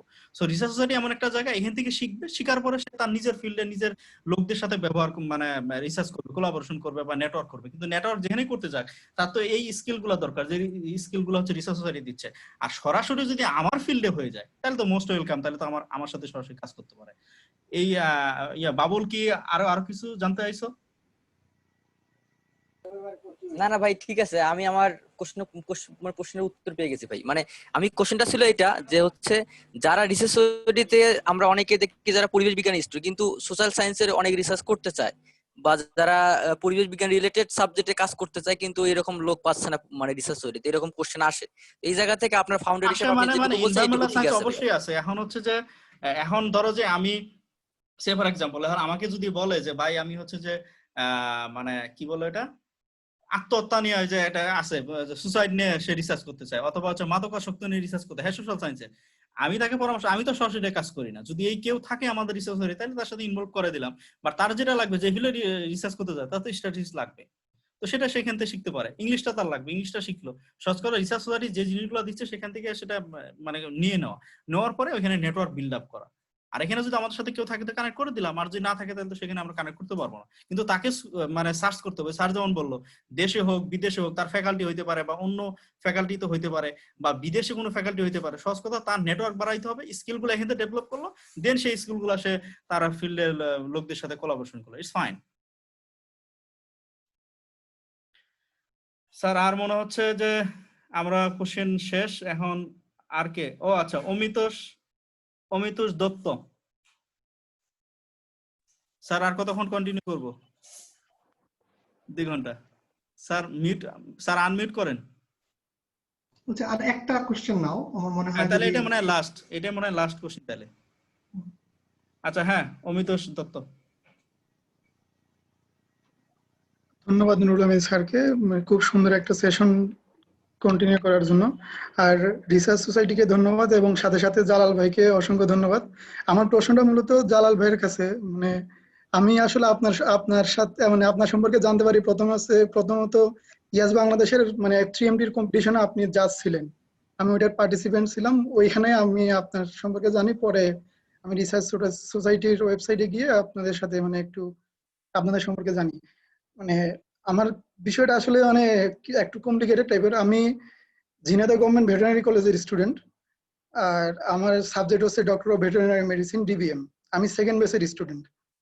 নাম শুনে বুঝতে পারছেন আসলে মানে স্যার বলতেছিলেন যে মানে প্রথম দিকের বেসগুলো আসলে ফেসিলিটি কম পাই, আমি সেটার একদম প্রচন্ড রকম ভুক্তভোগী। একে তো আমি কলেজের স্টুডেন্ট, আমি ভার্সিটি না, আমরা হচ্ছে শেরেবাংলা কৃষি বিশ্ববিদ্যালয়ের আন্ডারে। আর দ্বিতীয়ত আমি সেকেন্ড বেস, সুতরাং আমার কোনো বড় ভাই নেই, সেই হিসাবে আমাদের কোনো ল্যাব ফেসিলিটিও নেই। আমি আসলে রিসার্চের দিকে আমার কিছুটা ইন্টারেস্ট আছে, আমি সেজন্য আসলে মানে এইভাবে একটু অ্যাড হতে চাচ্ছি। আমি রিসার্চ সোসাইটির সাথে কিভাবে আসলে অ্যাড হইতে পারি বা আমি কিভাবে কন্টিনিউ করতে পারি যদি বলতেন। আমার প্রশ্নের মতো জালাল ভাইয়ের কাছে। ধন্যবাদ। হ্যাঁ ধন্যবাদ। আর স্যারের সাথে শেয়ার করি, ওই যে ইয়াস বাংলাদেশ আছে মনে হয়, নাম শুনছেন, ওরা আমাকে জাজ হিসেবে ডাকছিল। হ্যাঁ, তো ওরা আমাদের সাথে একটা কোলাবোরেশন করবে মাঝখানে। আমি ওই যে চিটাং ইউনিভার্সিটি সায়েন্টিস্ট সোসাইটির সাথে করার পর ওরা একটা কোলাবোরেশন করতে চাইছে। তো ওইখানে আমি ছোট মানুষ, আমাকে জাজ হিসেবে রাখা হয়েছিল। আরো দুজন জাজ ছিল, শেরেবাংলা কৃষি বিশ্ববিদ্যালয়ের ডক্টর মেহেদী হাসান স্যার মনে হয়, আর খুলনা বিশ্ববিদ্যালয়ের ছিল ডক্টর সম্ভবত ইয়ামেন কাদির স্যার, সম্ভবত আমি নামটা ভুলে গেছি। তো আমি সেখানে ছোট মানুষ, আমারও জাজ হিসেবে রাখছে। তো চেষ্টা করছি সবাইরে ভালো দেওয়ার জন্য। আচ্ছা, এখন যে প্রশ্নটা হচ্ছে যে এনিম্যাল সায়েন্স, আমি যেটা বললাম, রিসার্চ সোসাইটি আমাদের একজন অ্যাডভাইজার আছে ডক্টর দৈবেন্দু বিশ্বাস স্যার। উনি হচ্ছে এনিম্যাল হাজবেন্ডারি এবং ভেটেনারি, এবং সরাসরি সে হচ্ছে এনিম্যাল মেডিসিন নিয়ে কাজ করে। তো আমি চাইলে তার সাথে আপনার সাথে কানেক্ট করে দিতে পারি। আপনি আমার শুধু মেসেঞ্জারে যদি অ্যাড হন বা ফেসবুকে, তাহলে আমি স্যারের সাথে আপনার সাথে একটা কন্ট্যাক্ট করে দিতে পারি। আপনি তার সাথে, সে অনেক ভালো মানুষ, অনেক মানে আগ্রহ আছে, এবং সে হচ্ছে নিয়মিত আমাদের এখানে, মানে সে তো অ্যাডভাইজার প্লাস হচ্ছে শিক্ষার্থী। আমি অবাক হয়ে গেছি, তার মতো একটা মানুষ, মানে আমরা অনুপ্রেরণা পাই সবসময়। সে যেই স্ট্র্যাটেজিস থেকে শুরু করে যত কিছু বলছে না, আমার শিখতে হবে, এই লেভেলে সে কিন্তু মানে শিখতেছে। সে অনেক ভালো মানুষ। তো আমি ইনশাল্লাহ তার সাথে চেষ্টা করব যে যোগাযোগ করে দেওয়ার জন্য, তাহলে ওনার সাথে রিসার্চ করতে পারেন। আর এছাড়া অন্যান্য ব্যাপারে যদি স্কিল ডেভেলপমেন্টে লাগে, সেটা তো রিসার্চ সোসাইটি আছে, প্লাস আমি পার্সোনালি আছি যদি হেল্প লাগে।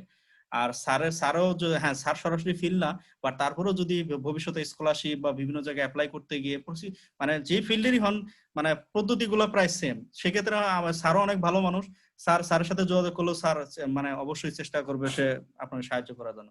ধন্যবাদ স্যার। আমার মনে হয় যে আপনি অনুমতি দিলে একটু অ্যাড করি আর কি। দেখো হ্যাঁ সেটা কি স্যার যে বলেন।